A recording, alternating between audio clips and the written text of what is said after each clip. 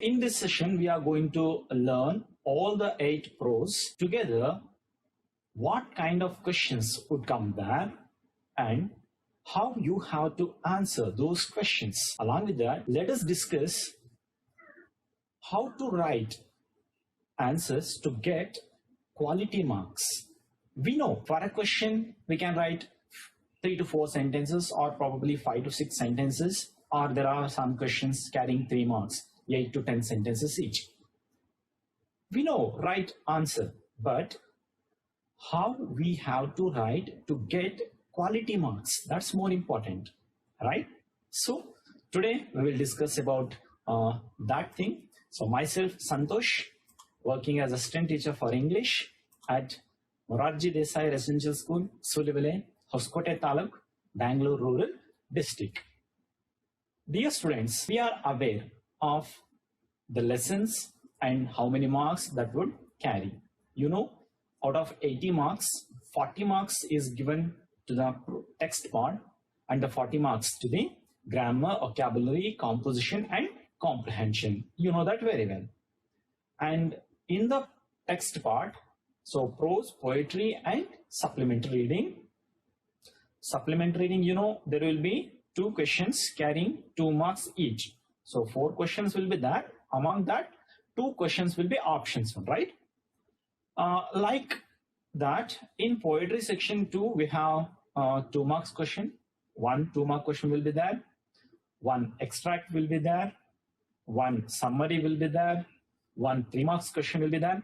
And 1 memorization poem will be there, right? Like that, in prose part, so out of 8 lessons, 8 proses, so which lesson could carry highest marks? This kind of question may come to you. Or which lesson may carry 2 marks question? Or which lesson may get extract? Or which lesson may get long answer question, that is 3 marks question? So this kind of confusion will be there. Anyhow, your teachers might have solved them, but the only problem, only doubt with all the teachers as well as the students is that we don't have any blueprint for this academic year. We don't have any blueprint, right? So we can expect a 2-mark question from particular lesson, or an extract from particular lesson, or a long answer question from particular lesson, right? Anyhow, we can't tell exactly that this lesson will carry this 2 marks question or extracts or anything like that, because we do not have any blueprint, right? Anyhow, children, we will discuss all the 8 lessons. All the 8 lessons, and wherever the 2 marks question might come, I will highlight that. Wherever the extracts might come, I will highlight that. At the same time, wherever the 3 marks questions, because prose section do not have any 4-mark questions, it has only 2 or 3 marks questions. So wherever the 3 marks questions would come, so we will discuss about that. And perhaps out of 8 lessons, lesson number 4, Dr. BR Ambedkar. Lesson number 6, Discovery. And lesson number 8, that is Science and Hope of Survival. So these 3 lessons, you might feel difficulty, right, children? Anyhow, today I'm here with you to make those complicated lessons much easier to learn, much easier to understand. At the same time, I'm going to highlight what kind of or what sort of questions may appear and how you have to write. Of course, if a question asked, you will write the answer and you will tell your friends or somebody, hey, I have written this much of answer that I have written for 2-mark question. I have written 8 sentences, 10 sentences, so that I will get 2 marks out of 2 marks. Sorry, you will get marks on the basis of your quality answer and not the quantity answer. Keep that in mind. And questions are applied here. Keep in mind, questions are applied. You know very well, children, that there is no 1-mark question from text part, not even prose, not even poetry, not even supplementary reading. Okay, we have only 2 marks questions, 3 marks extracts, 3 marks long answer questions from the prose part. Whereas in poetry, 2 marks question, 3 marks extract, and 3 marks 1 long answer question, 4 mark 1 long answer question, and 1 memorization poem we have. And supplementary reading, as you know, that we have 2 questions carrying each 2 marks. Fine. Let us move to the prose section. So welcome to prose section. You know, children, what are the lessons that are prescribed for our 10th standard second language, English? So these are the lessons I have mentioned here, along with the authors or the editors. So the first name, A Hero by R.K. Narayan. Second lesson, There is a Girl by the Tracks by Devon Cannell. Gentlemen of Rio and Medio by Yuan A.A. Sedillo. Dr. B.R. Ambedkar by Sri R. Venkatramanan. The Concert by Shanta Rameshwar Rao. Discovery, a play by Herman Aul. Colors of Silence, it is an editorial, National Book Trust of India. And Science and Hope of Survival by Kailis Baruch. Okay, out of these 8 lessons, so lesson number 4, Dr. B.R. Ambedkar. Lesson number 6, that is Discovery. And lesson number 8, Science and Hope of Survival. So these are the lessons, as per my knowledge, that you may be feeling difficulty, right? Okay, today let me solve all those doubts that you have. Perhaps you are already on the peak of your studies, but very soon, within 12 to 14 days, you are going to attend an exam, right? And fortunately, this year we have our second language English first subject, right? So let us begin with the best impression. Let us write the answers qualitatively, of course, and let us get the good marks. So let it be a best impression for all of you. Okay, fine. First lesson, that is A Hero by R.K. Narayan. Students, here I have listed out some points, that is what we call key points. You can take the screenshot of this and you can prepare questions on those particular points. Of course, as I go on with the lesson, so I will explain that.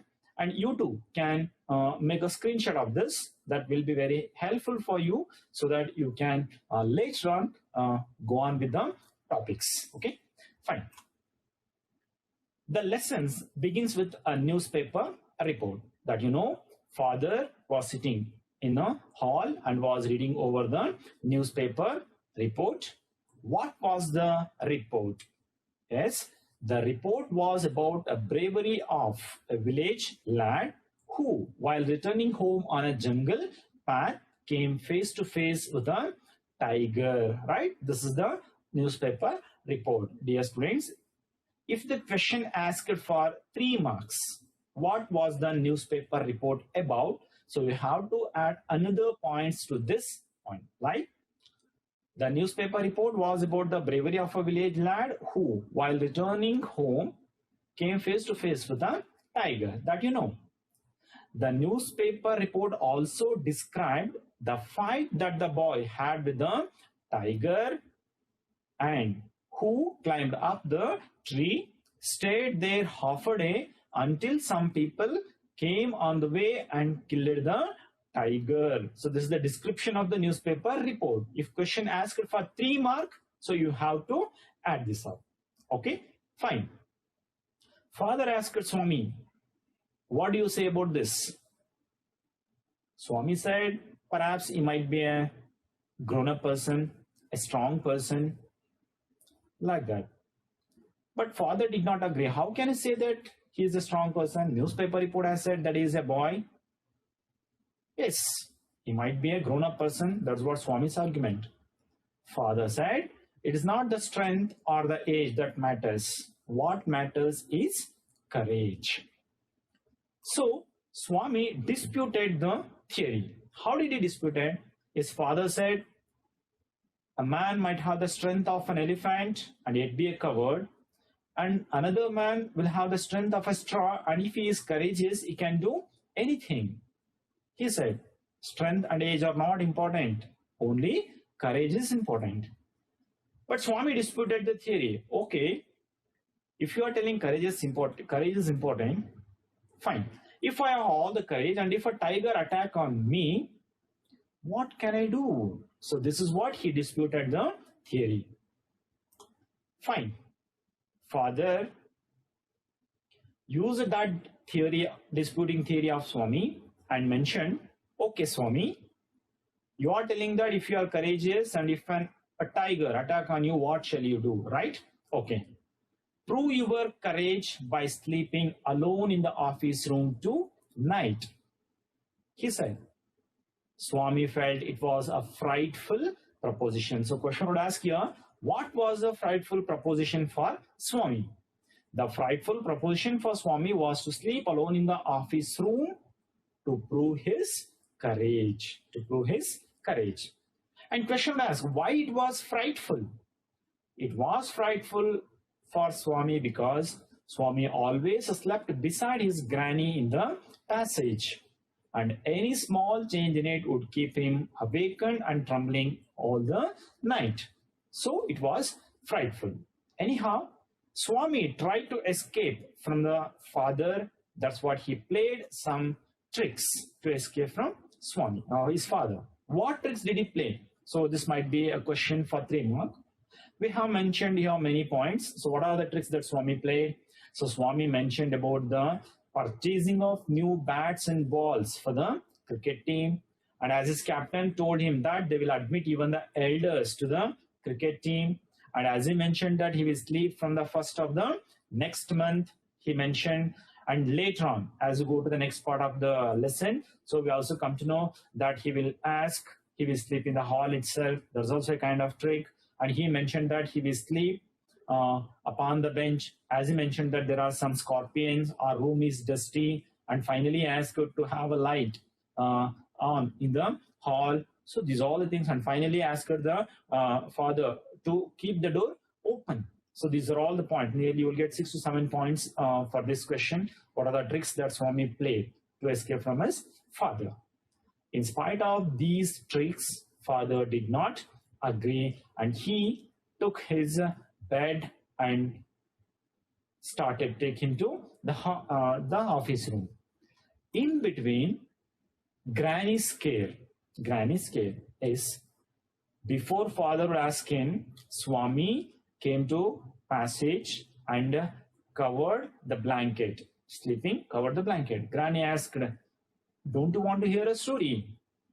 Why, son? Already feeling sleepy? Swami mentions, don't awake me, even if the whole house is on fire, he says. Right? So, Granny was much caring woman to Swami there. Anyhow, in spite of Granny's care, in spite of mother's love, Swami was taken to office room.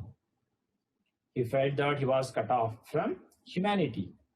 Of course, Swami has to sleep alone in the office room. But anyhow, he kept the door open. While he was sleeping in the office room, he remembered the stories of the devils and ghosts that he had heard in his life. So what in all the stories he heard? He remembered the stories like his friend chum Mani, right? Did you remember? And about Muniswami's father who spat out blood while he was returning home on the river bank, that he was slapped by a devil, and about his fourth classmate was believed to taken to Siam or Nepal. All these stories of devils and ghosts filled his mind. The silence deepened, his heartbeat faster. Some rare sounds reached his ears. The ticking of the clank, rustling of the leaves, right? Snoring sounds, some vague insects coming there, sounds coming there. So he was so much afraid that he rolled up his bed and covered under the bench. As he rolled up his bed and spread it under the bench, without knowing to him, he slept. So here a question could come. Describe the nightmare that Swami disgusted with. For a 3-mark question, long answer question. So nightmare. After spreading the bed under the bench, Swami felt it was much safer, more compact and reassuring. So without knowing to him, he fell asleep. But in the sleep, he was racked with a nightmare. A tiger was chasing him. His feet struck to the ground. He tried desperately to take away his struck feet, but he did not move. He turned back, and the tiger was at his back.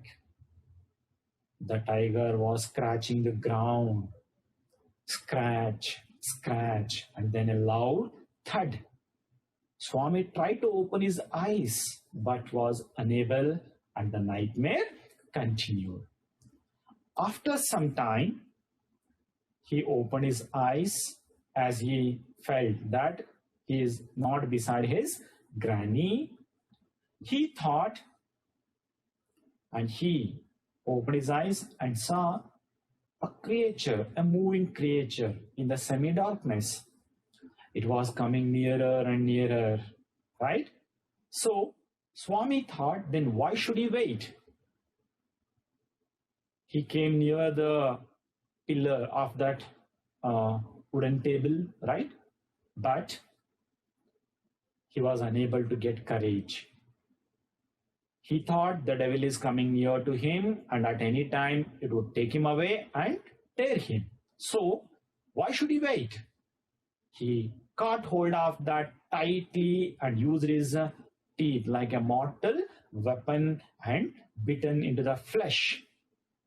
You know, children, he has bitten into the most wanted and notorious housebreaker of the district. As he bitten into the flesh, he started crying, "Ayyo, something has bitten me." Father, servant, cook all came running there, and they fall upon him and caught him. And he was handed over to police. The next day, congratulations were showered to Swami. How were the congratulations? A 2-mark question might come. His friends looked at him with great respect. His teacher patted his back. Of course, headmaster said, "Yeah, you are a true scout." And even the police admired him and asked him, "Why can't you join police when you grown up?" Of course, Swami has made up his mind to become an engine driver or a railway guard later on, right? Anyhow, that day, Swami, during the night, as he had his dinner, he went into his granny's side and slept there. Keep in mind, he was not completely asleep, just he was covering his blanket. Father came there and asked Swami, "Where is Swami?" Mother said, "Don't risk his life again. He didn't have a wink of sleep in the previous night." Father said, "Okay, mollycoddle, spoil him as much as you want and don't ask me later." Swami, who was listening to all this conversation beside in the blanket, felt relieved at the end, right? So these are the points I have made related to the lesson. Hero, you can get the screenshot of this, and we will go for the questions here. Children, I have mentioned here only 3 marks question, that is long answer questions. It does not mean that a hero lesson will get only 3-mark question. You have to get ready for the extracts as well as 2 marks questions, because from any side of the lesson, any part of the lesson, question would come for 2 marks or any extract might be asked. So I can't mention all those things. So you have to be familiar with the text so that you will get the points there. So I have just taken here only the questions that would come for 3 marks. Okay. First question I have done like this. Events took an unexpected turn for Swami. How? Explain. For this question, you have to write the answer about the newspaper report, how he disputed the theory, and how his father made a frightful proposition. So events means the newspaper report. It took an unexpected turn, that he did not expect that his father would make him sleep in the office room. So that thing you have to explain. Another question. The newspaper report changed Swami's life. Justify. So for this question, you have to sum up the complete lesson. starting from the newspaper report, disputing the theory, tricks he played, making him to sleep in the office room, stories of the devils and ghosts, nightmare, catching the thief, and congratulations for being sure. So all these points to be made. So you can write two points from two sentences from each point, so that it will be 10 to 12 sentences, right? Another question I had made like this. What tricks did Swami play to escape from his father? So I had told the answer for this question as we are discussing about the lesson, right? Around the 6 to 7 points you will get this get for this question. Okay. And another question. Narrate the dreadful dream Swami had when he was lying under the bench. Okay. So starting answers from that he was afraid of the devils and the ghost stories of devils and ghosts and sounds, and lying under the bench, feeling much safer, more compact, and then racked with the nightmare, tiger chasing him, feet struck. So all those things, that part is there now. So you had to write that answer. Okay. So for long answer questions only, I have prepared these. Another question we have here. So Granny and the mother were caretakers of Swami. Substantiate. So here you have to highlight how did Granny take care of Swami as well as mother. So both were the real caretakers of Swami. So as you go through the lessons, you will come to know. So making him sleeping beside herself and telling the stories every day. That's what comes about that take care of Granny. And mother, she says, don't risk his life again. He didn't have a wink of sleep in the night. So all those points come to this mother's care. Okay. Let's move on to the second lesson. There is a girl by the tracks. Okay. So the incident took on 10th December 2010 Friday. It is a real life incident, we know, right? So Roma Talreza falling off the train. So on that day, it was 6:32 p.m. The Mumbai Suburban Electric Train made its 22nd halt at the station. Commuters were swarming out, and of course, as the train hurtled ahead, Roma kept her 1 foot on the train. She was trying to settle herself into the corner of the train, right? But another woman who was also trying to settle herself into the same place, Roma was jammed between the two men and was thrown away from the moving train. Her fall wouldn't make much noise as the sound of the train was more. So she fell from the moving train a meter above beside the track. Baleshwar, who was moving on the opposite train, saw the woman falling down the train. He shouted, "Let's go and help her." The commuters in the Baleshwar's train, they exclaimed with sorrow, "There is a girl by the tracks." They were shocked then. But when Baleshwar asked them to go and help, nobody came forward, nobody volunteered, because they were afraid of police, or they were afraid getting involved or being inconvenienced. But Baleshwar did not think. Impulsively, he jumped off the moving train. Of course, as he jumped off, there were a kind of pain in his ankles and all, but not much dangerous. His slipper torn off due to the fall. The train went off. Baleshwar looked back where Roma was fallen. So Baleshwar has to run to the place where Roma had fallen. Right? Within few minutes, he reached there and he saw the woman. He thought to himself, "I hope I am not too late." Right? So these are the sentences that could come for extracts. Keep in mind, children. He asked the girl, "Behan ji, aap theek hai? Sister, are you okay?" There was no response. Of course, there was no help in the sight. He lifted 5.2 foot and 50 kilogram Roma and walked gingerly across the bushes.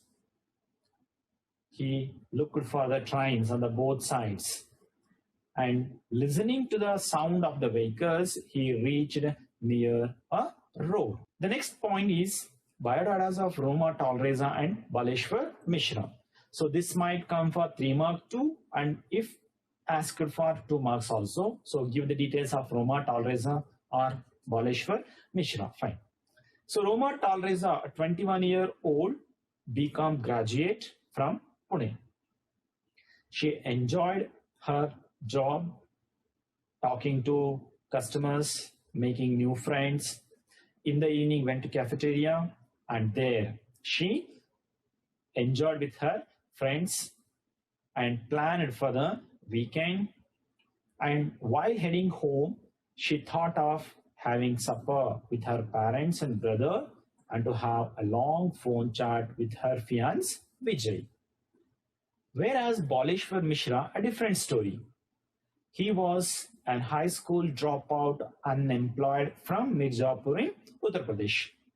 Recently had moved to Bombay and staying with his 2 older brothers.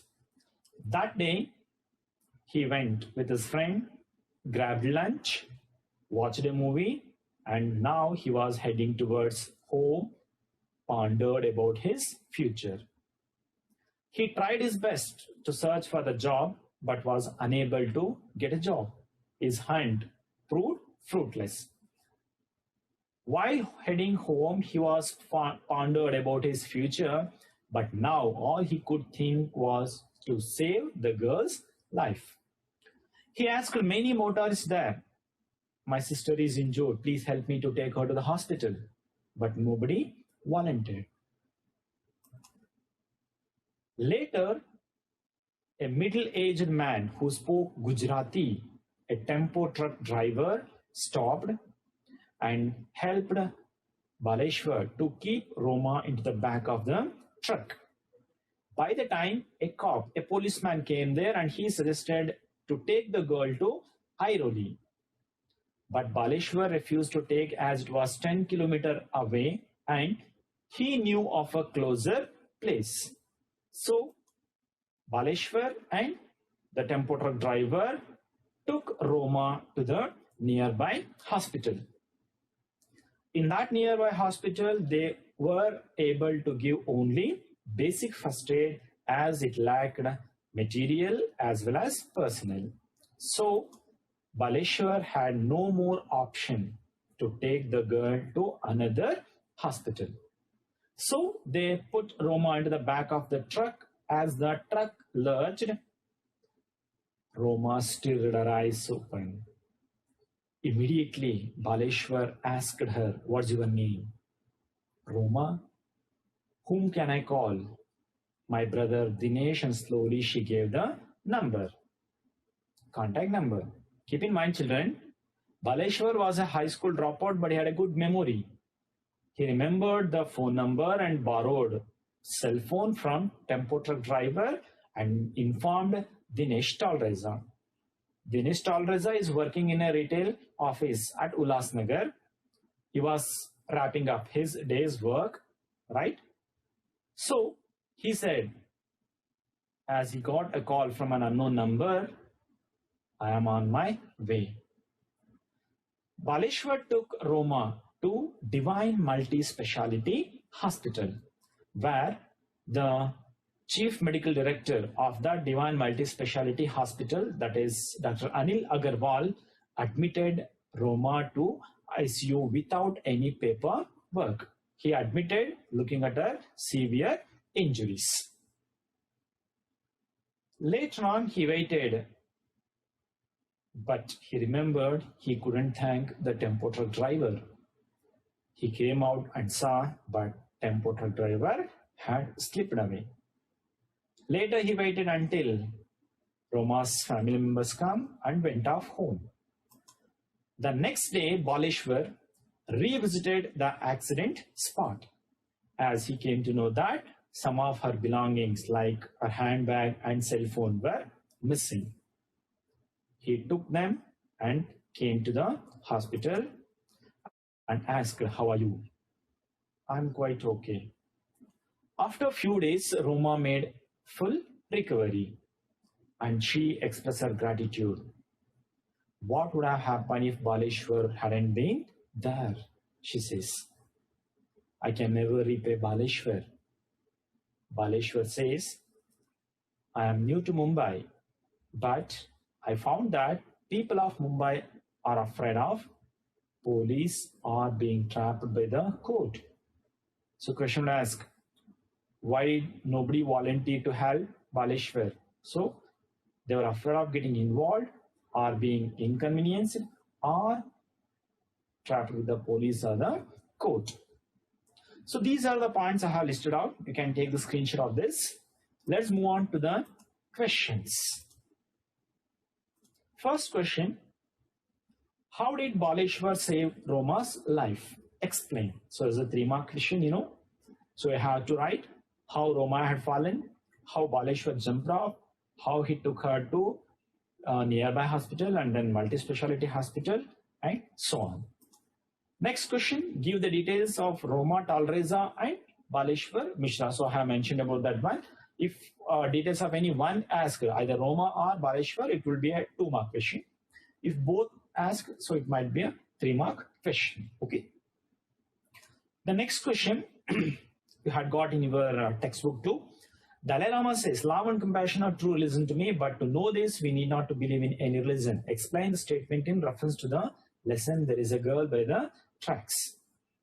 For this question, you have to write answer taking examples from the lesson, "There is a girl by the tracks," and you have to prove that love and compassion are true religion, and to know this, we need not to believe in any religion. So complete lesson to be summarized, and you have to write the answer in reference to that Dalai Lama's statement. Okay. The next question I have mentioned here, how did Roma fall off the moving train? First and the second paragraphs of the lesson, you will get it. So how she tried to get into the train and how she was jammed, how did she fall, so what happened, all those things you have to write. Okay, fine. We'll move on to the third lesson, gentlemen of Rio and Medio. Here I have mentioned certain points. It took months of negotiation to come to an understanding, a 2-mark question. Why? Because the old man was not at all in a hurry, and what he had was the time, right? And there is a description of the orchard. So the old man tilled the same land that his ancestors had tilled 100 of years. There was a house, small, wretched, but quaint. A street, a little creek ran through the ran through the orchard, right? There were beautiful trees, they were gnawed. You have the description of the orchard there. On the day of sale, how did the old man, Don Anselmo, came to office, and there is a description. So 3 points I have highlighted here. One is Senator Catron, old Prince Albert, and Charlie Chaplin, right? Okay, Senator Catron. Senator Catron is a representative from New Mexico. He had good relation with the people living up in the mountains. Don Anselmo is compared to Senator Catron because Don Anselmo too had certain relation with the people living in the Rio and Medio. And old Prince Albert's, so this is the name of the coat. Name of the coat. It resembled the coat that old man had worn. And Charlie Chaplin, of course, you know appearance of the old man, that he wore that old coat, perhaps old Prince Albert's, and wear gloves, old and torn gloves, where his fingertips shone through them, right? And he carried a stick, which is a worn out umbrella, followed by one of his innumerable kids. So here Charlie Chaplin is mentioned, right? The way how the old man removed his gloves, that is slowly and carefully, once Charlie Chaplin did in a picture, and that picture, Charlie Chaplin was the senator of a bank, that is watchman of a bank. So Charlie Chaplin's resembles that one. Okay.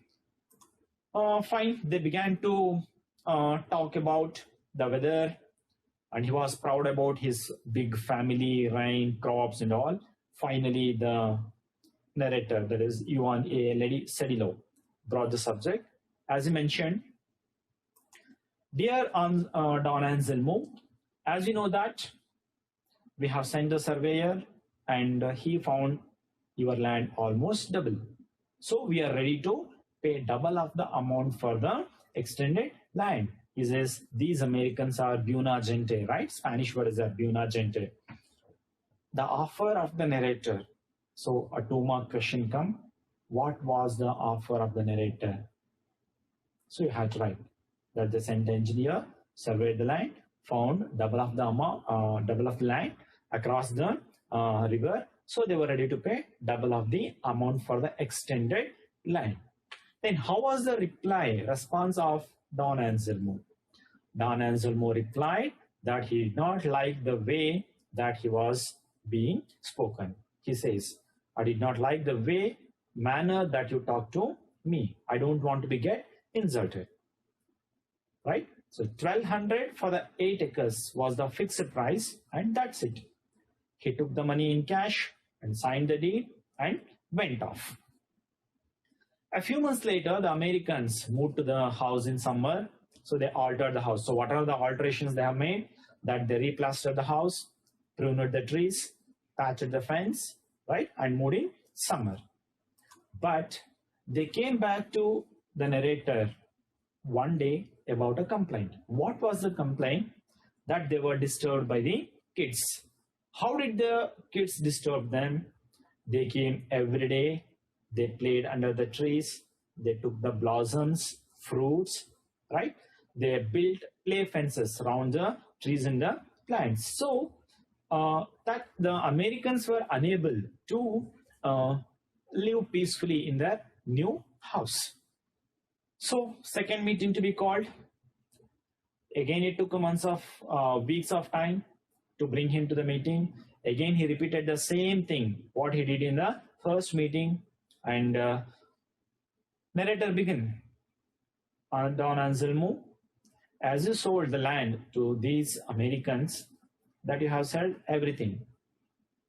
But now the kids of the village are entering illegally. They are overrunning into the property. So being the eldest man of the village, could you please control them? Don Anselmo said, I sold the trees, I sold the land to these Americans because I knew these are good people, but I did not sell the trees. This is too bad. When one sells the land, he sells everything, all the possession within the boundaries. But Don Anselmo said, when I sold the land, I sold only the land, but not the trees. Because the day when I got the possession over these land, or the day when I got the right on the house from my mother on, since the day the track come to Santa Fe country, I have planted a tree in the name of a child whenever it was born. So there are sobrinos or nietos in the village. Every family has one of my relative. I can sell the land, but not the trees, because the trees do not belong to me. So I cannot sell. They couldn't do anything. And finally, how did they own the trees? They waited the following winter and they legally owned the trees from the descendants of the Don Anselmo. So these are the points I have mentioned related to the lesson, gentlemen of Rio and Medio. Take a screenshot of this. Anyhow, we will go to the questions now. The first question, how did the narrator try to convince the old man? This question gets two answers.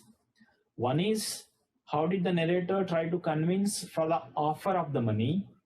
Another point, how the kids disturbed the Americans. So both the points you have to write here. The next question, how did the old man justify that the trees do not belong to him? So this is an applicable one. You have to think and write. What are the reasons the old man gave to prove that the trees do not belong to him, but belongs to the children of the village? In the next question, Americans were generous in their own way. Justify. Yes. What proof you could give here? So about sending the surveyor, surveying the land, offering the double of the amount in cash for the extended land. And when they moved to the house, they were disturbed and they peacefully came to the narrator and complained. And when he said that trees do not belong to me, I could not sell, so they legally own. So all these things shows that they were generous.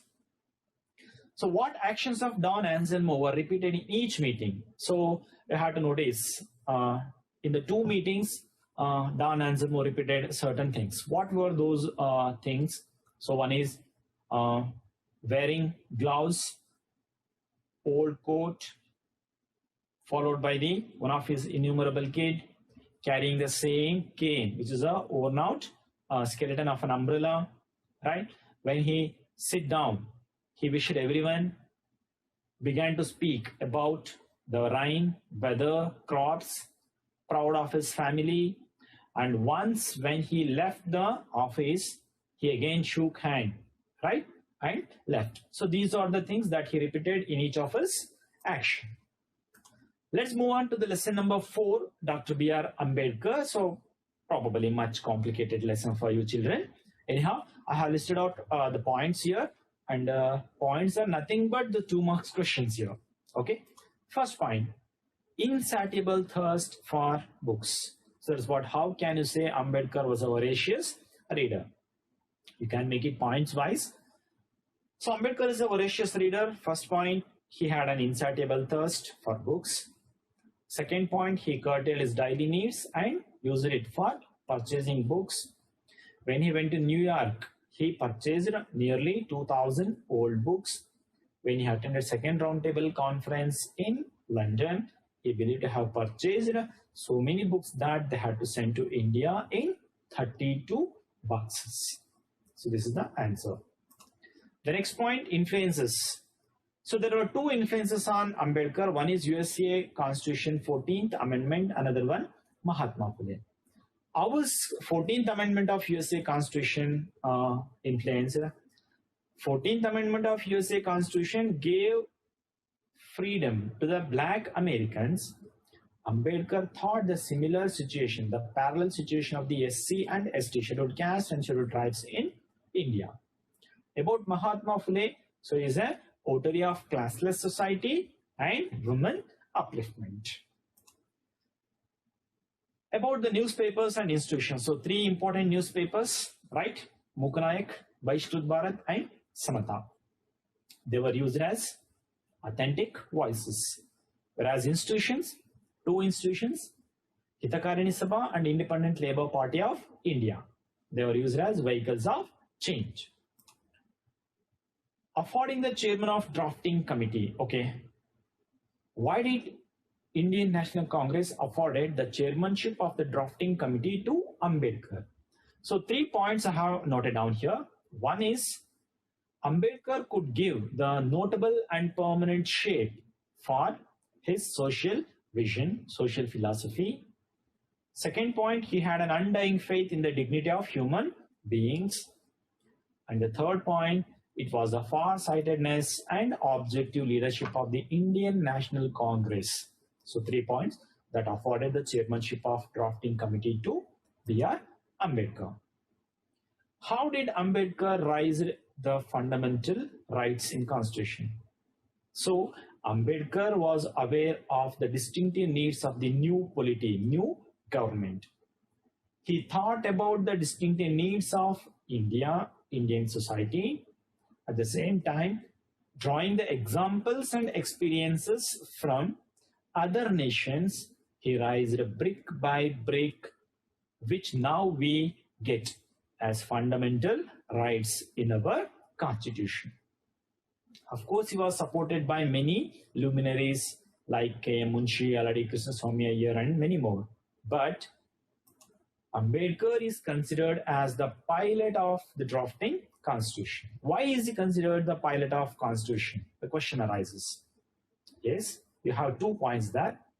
First point is Ambedkar was given the title, you can call it, pilot of the constitution. Why is Ambedkar called the pilot of the constitution? So Ambedkar could explain the meaning and scope of different provisions of the drafting constitution with his tact, with his patience, with his frankness to the whole assembly. This is the one point. Another point, Ambedkar had a rare gift of unraveling the most complicated legal concepts in such a language that even a common man can understand. So these are the 2 points. And he was greatly supported by one of his legal advisor, constitutional advisor, B.N. Rao. Constitution, a fundamental document. So here are 3 questions you might get. How is Constitution a fundamental document? Or Constitution is a fundamental document for both the ruler and the ruled. How? You can get that question too. Or even what is Ambedkar's observation on Constitution as a fundamental document? So these are the 3 questions that you might get on this point. Fine. Answer is like this. Constitution is a fundamental document for both the ruler and the ruled, because it is a document which defines the powers and positions of the different pillars of the state, the 3 pillars of the state: legislature, executive, and judiciary. It also defines the powers of legislature as against the citizens, which dealt with our fundamental rights. So, the purpose of a constitution is not only merely to create these 3 pillars, but to restrict them. Because if no restriction is held, it will lead to tyranny and oppression. So this is why the Constitution is a fundamental document. Okay. The next point. Why did Nehru appoint Ambedkar as the first law minister? So we have 3 points there I have listed out. Nehru appointed Ambedkar as a first law minister because, first thing, it was a tribute to Ambedkar's skills in the field of law and legislation. It was a tribute to Ambedkar's skills in the field of law and legislation. Second point, it was a tribute to Ambedkar's vision of social justice. It was a tribute to Ambedkar's vision of social justice. And third point, it was a tribute to success of Ambedkar's own campaigns against social injustice. First point, Ambedkar's skills ಏನಿತ್ತು law and legislation ಅಲ್ಲಿ ಅದಕ್ಕೆ ಕೊಟ್ಟಂತಹ ಒಂದು tribute ಆಗಿತ್ತು. ಎರಡನೇದಾಗಿ ಅಂಬೇಡ್ಕರ್ಸ್ ಒಂದು vision ಏನಿತ್ತು social justice, ಅದಕ್ಕೆ ಕೊಟ್ಟಂತಹ ಒಂದು ಟ್ರಿಬ್ಯೂಟ್ ಆಗಿತ್ತು. ಮೂರನೇದಾಗಿ ಅಂಬೇಡ್ಕರ್ಸ್ ಅವರು ಸೋಷಿಯಲ್ ಇನ್ಜಸ್ಟಿಸ್ ನ ವಿರುದ್ಧವಾಗಿ ಏನೆಲ್ಲ ಕಾಂಪೇನ್ಸ್ ಹೋರಾಟಗಳನ್ನ ಮಾಡ್ತಾ ಹೋದ್ರು ಅದರ ಸಕ್ಸಸ್, ಅದರ ಯಶಸ್ಸಿಗೆ ಸಿಕ್ಕಂತಹ ಒಂದು ಟ್ರಿಬ್ಯೂಟ್ ಅದು ಆಗಿದ್ದಂಥದ್ದು. ಓಕೆ, ಸೊ 3 ಪಾಯಿಂಟ್ಸ್ ಅನ್ನು ನೀವಲ್ಲಿ ಮೆನ್ಷನ್ ಮಾಡಬೇಕಾಗುತ್ತೆ. Then how is the condition of scheduled castes and scheduled tribes now, the present days? Yes, it is much improved because no legal bars exist for their self-advancement or self-expression. They have come to occupy many seats, many positions, many higher positions, both at the state as well as central. Can give examples: judges, ambassadors, many examples there. They have registered their names in the higher learning centers. They have entered civil services. So this all shows that condition of them is much improved. But the annual reports of scheduled Caste and Scheduled Tribes Commission says that there are many examples where notwithstanding the statute book, ಅಂದ್ರೆ ಈಗಲೂ ಕೂಡ ಕೆಲವಷ್ಟು ಆ loss and regulations ಏನಿದೆ ಅವುಗಳನ್ನ ಉಲ್ಲಂಘನೆ ಮಾಡ್ತಕ್ಕಂಥ ಉದಾಹರಣೆಗಳು ಕೂಡ ಇವೆ ಅಂತೇಳಿ ಹೇಳ್ತಾ ಹೋಗ್ತಾರೆ. Okay fine. Grammar of anarchy ಅನ್ನೋ ಪಾಯಿಂಟ್ ಅಲ್ಲಿ ತಗೊಂಡಿದ್ದೇನೆ. Ambedkar at once termed civil disobedience, non-cooperation and satyagraha as the grammar of anarchy. What does he convey that they are grammar of anarchy is? Ambedkar's point of view, calling non-cooperation, civil disobedience and satyagraha as grammar of anarchy in the context of free India, not in British India, in the context of assume the context of free India, because those are the terms, satyagraha, non-cooperation and civil disobedience. These are the terms to be used to fight against an alien power, that is foreign power. Or they are to be used to fight against a government which is formed without the consent of the people, whether it is an alien or national dictatorship. ಅದು national dictatorship ಆಗಿರ್ಬೋದು ಅಥವಾ ಒಂದು foreign power ಆಗಿರ್ಬೋದು.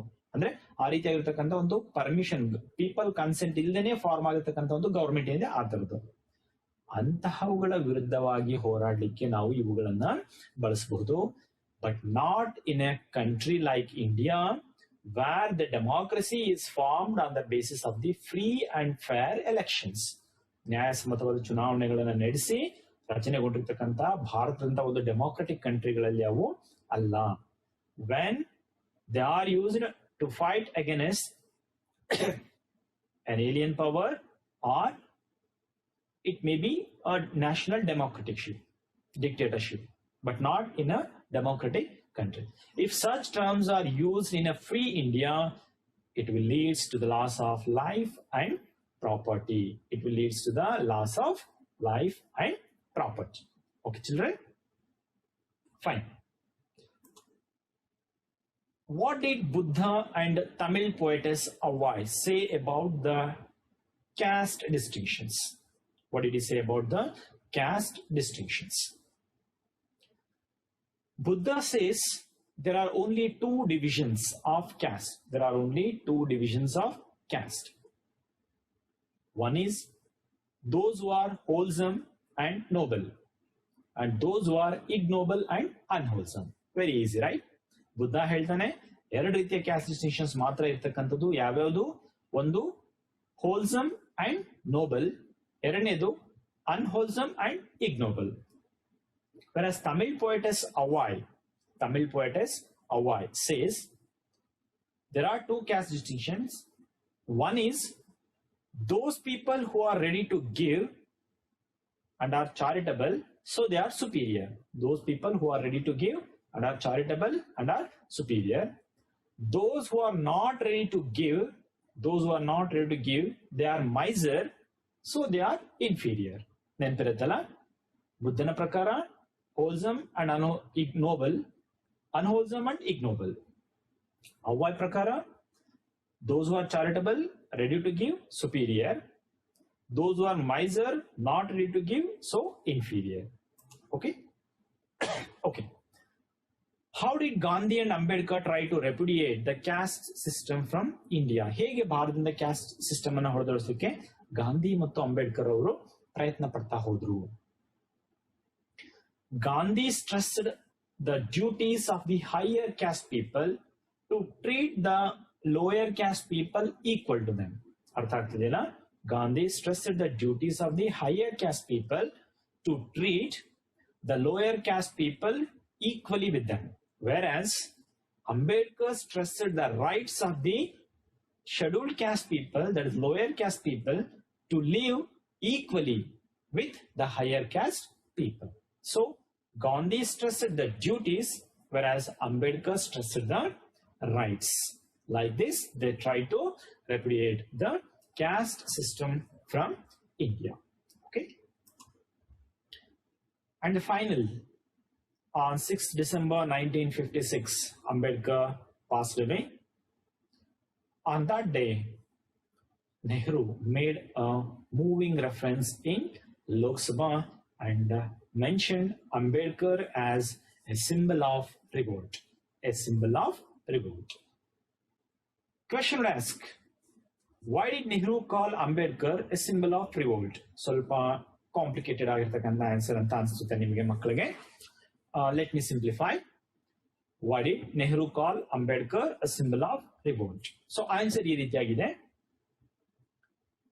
We may agree or we may disagree with many, but that perseverance, that persistence, and sometimes you could call virulence of his opposition kept the people's mind awakened and did not allow them to become complacent about the matters.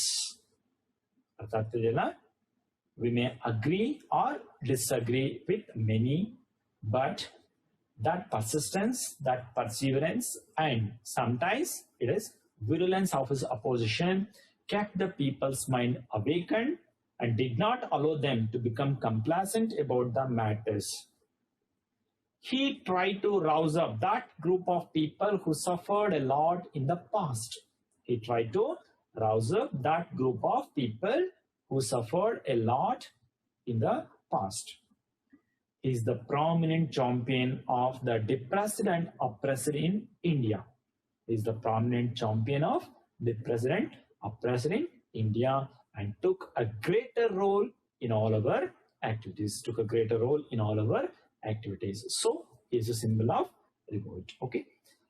Students, here ನಾನು ಈ lesson ಇಂದ ಬರಬಹುದಾದಂತಹ 2 marks questions ಮತ್ತೆ 3 marks questions related ಆಗಿ ಇಷ್ಟು points ಗಳನ್ನ ಇಲ್ಲಿ ಮಾಡಿದ್ದೇನೆ. ಇದರ ಒಂದು ಸ್ಕ್ರೀನ್ ಶಾಟ್ ಅನ್ನು ನೀವು ತೆಗೆದುಕೊಂಡು ಇಟ್ಕೊಂಡ್ರೆ ಸೊ ಆ ಪಾಯಿಂಟ್ ಅನ್ನ ಓದಿದ ತಕ್ಷಣ ನಿಮಗೆ ಅದು ಯಾವ question, for example pilot of the constitution ಅಂತ ಇದೆ.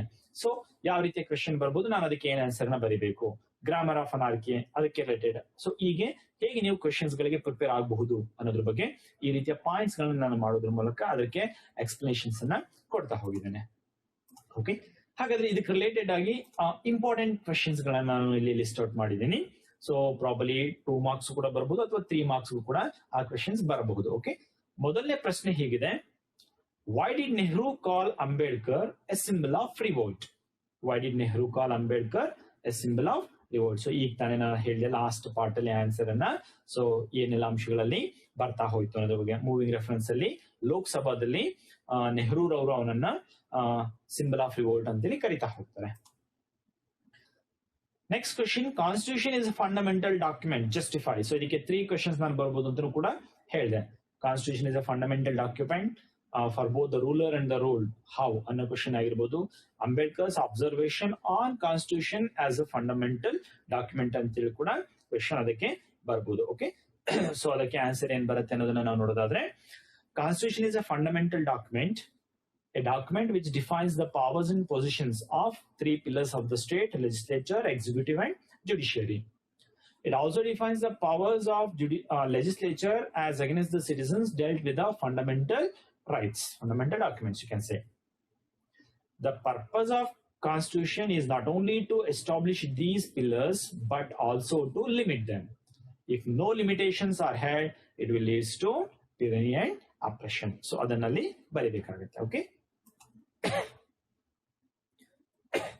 ಮೂರನೇ ಪ್ರಶ್ನೆ ಈ ರೀತಿ ಇದೆ, why did Ambedkar term satyagraha, non cooperation and civil disobedience as grammar of anarchy? So grammar of anarchy ಬಗ್ಗೆ ನಾ ಹೇಳಿದೆ. It assumes in the context of the free India. Okay, ಇನ್ನು ಬ್ರಿಟಿಷ್ ಇಂಡಿಯಾದಲ್ಲಾದ್ರೆ ಇವುಗಳನ್ನ ನಾವು ಬಳಸಿದ್ರೆ ಅವುಗಳು good, but democratic country which is elected through free and fair elections, ಇಂತಹ ರಾಷ್ಟ್ರದಲ್ಲಿ ಇವುಗಳನ್ನ ಬಳಸಿದ್ದೆ ಆದ್ರೆ ಆಗ ಅದು ಗ್ರಾಮರ್ ಆಫ್ ಅನಾರ್ಕಿ ಆಗಿರುತ್ತೆ ಅಂತೇಳಿ ಇಲ್ಲಿ ಅಂಬೇಡ್ಕರ್ ಅವರು ಹೇಳ್ತಾ ಇರ್ತಕ್ಕಂಥದ್ದು. ಓಕೆ, ಸೊ ಮುಂದಿನ ಪ್ರಶ್ನೆ ನಾವು ನೋಡೋದಾದ್ರೆ, why is Ambedkar called the pilot of the drafting constitution? ನಾ ಹೇಳಿದೆ, though there were many luminaries, Ambedkar is called the pilot of the drafting constitution ಅಂತೇಳಿ 2 ಪಾಯಿಂಟ್ ಅನ್ನ ಹೇಳಿದೆ, ನೆನಪಿದೆಯಲ್ಲ ನಿಮ್ಗೆ ಯಾವ ಪಾಯಿಂಟ್ಸ್ ಅಂತೇಳಿ? ಓಕೆ, ಅವುಗಳಲ್ಲಿ ಆನ್ಸರ್ ಬರಿಬೇಕಾಗುತ್ತೆ. What are the 2 major influences on Ambedkar? So 2 influence beginning ಅಲ್ಲಿ ಹೇಳಿದೆ. ಒಂದು 14th amendment of USA constitution, ಎರಡನೇದು ಮಹಾತ್ಮ ಫುಲೆ. ಸೊ ಅವರು ಹೇಗೆ ಇನ್ಫ್ಲೂಯೆನ್ಸ್ ಅನ್ನ ಮಾಡ್ತಾ ಹೋದ್ರು ಅನ್ನೋದ್ರ ಬಗ್ಗೆ ನೀವಲ್ಲಿ ಮೆನ್ಷನ್ ಮಾಡಬೇಕಾಗತ್ತೆ. Okay, will go to the next lesson. Lesson number 5, the concert. ಈ ಲೆಸನ್ ಅಲ್ಲಿ ನಾವು ಮಾಡಿರ್ತಕ್ಕಂಥ ಪಾಯಿಂಟ್ಸ್ ಏನೇನಿದೆ ಅನ್ನೋದು ನೋಡೋದಾದ್ರೆ, so conversation between Smita, Anant and mother about the concert. Okay, lesson ಈ ರೀತಿ ಬಿಗಿನ್ ಆಗುತ್ತೆ that Smita cried out after reading a newspaper report that Pandit Ravishankar is performing at Shanmugananda Auditorium tomorrow. She was unaware of her ill brother. Mother cautions her. She jumps once and says all he needed is rest. Anand, who was lying on the bed, tried to wake up with the help of his elbow but was unable, fall again, and he says it's a chance of a lifetime. We must not miss the chance. I'm always wanted to hear him, see him, he says. But the condition was too worst for Anand. Mother looked at the idols in the shelf and prayer came to her lips unbidden. Once Anand said, we must not miss the chance, is a chance of lifetime, and began to cough. So artificial oxygen supplied under the bed and he was to take a rest, right? Fine. Moving to the next part, Smita bit her lip in self-reproach. Looking at that newspaper report about Pandit Ravishankar performing at Shanmugananda Auditorium, for a while she had forgotten that her brother is ill and all he needed is rest. Anand's talents. Yes, a 2-mark question might come. Anand was a talented boy. How? Of course, you know, Anand is the best table tennis player in the school and the fastest runner. He and Smita were learning sitar lessons together. He did better than Smita in many ways, and for the surprise of the Guru, Anand had learned to compose his own tunes. But now cancer had struck. So they took Anand to Bombay, where they stayed in a small apartment of Aunt Sushila, right? They have believed in the miracles of the modern science and technology. They came with a positive hope that Anand would cure, and again they would go back to Gaganpur, their village, and again they would lead a happy life of 4 members. Doctors tried their best, and finally they said, take him home, give him the things he likes, and indulge him. The family took Anand to home and looked after him with a lot of care. They gave him whatever he asked for. They fulfilled all his desires. But now Anand is asking to attend the concert. For a boy like Anand, who was lying on the deathbed, struck with the cancer, was it possible to attend the concert? Not at all.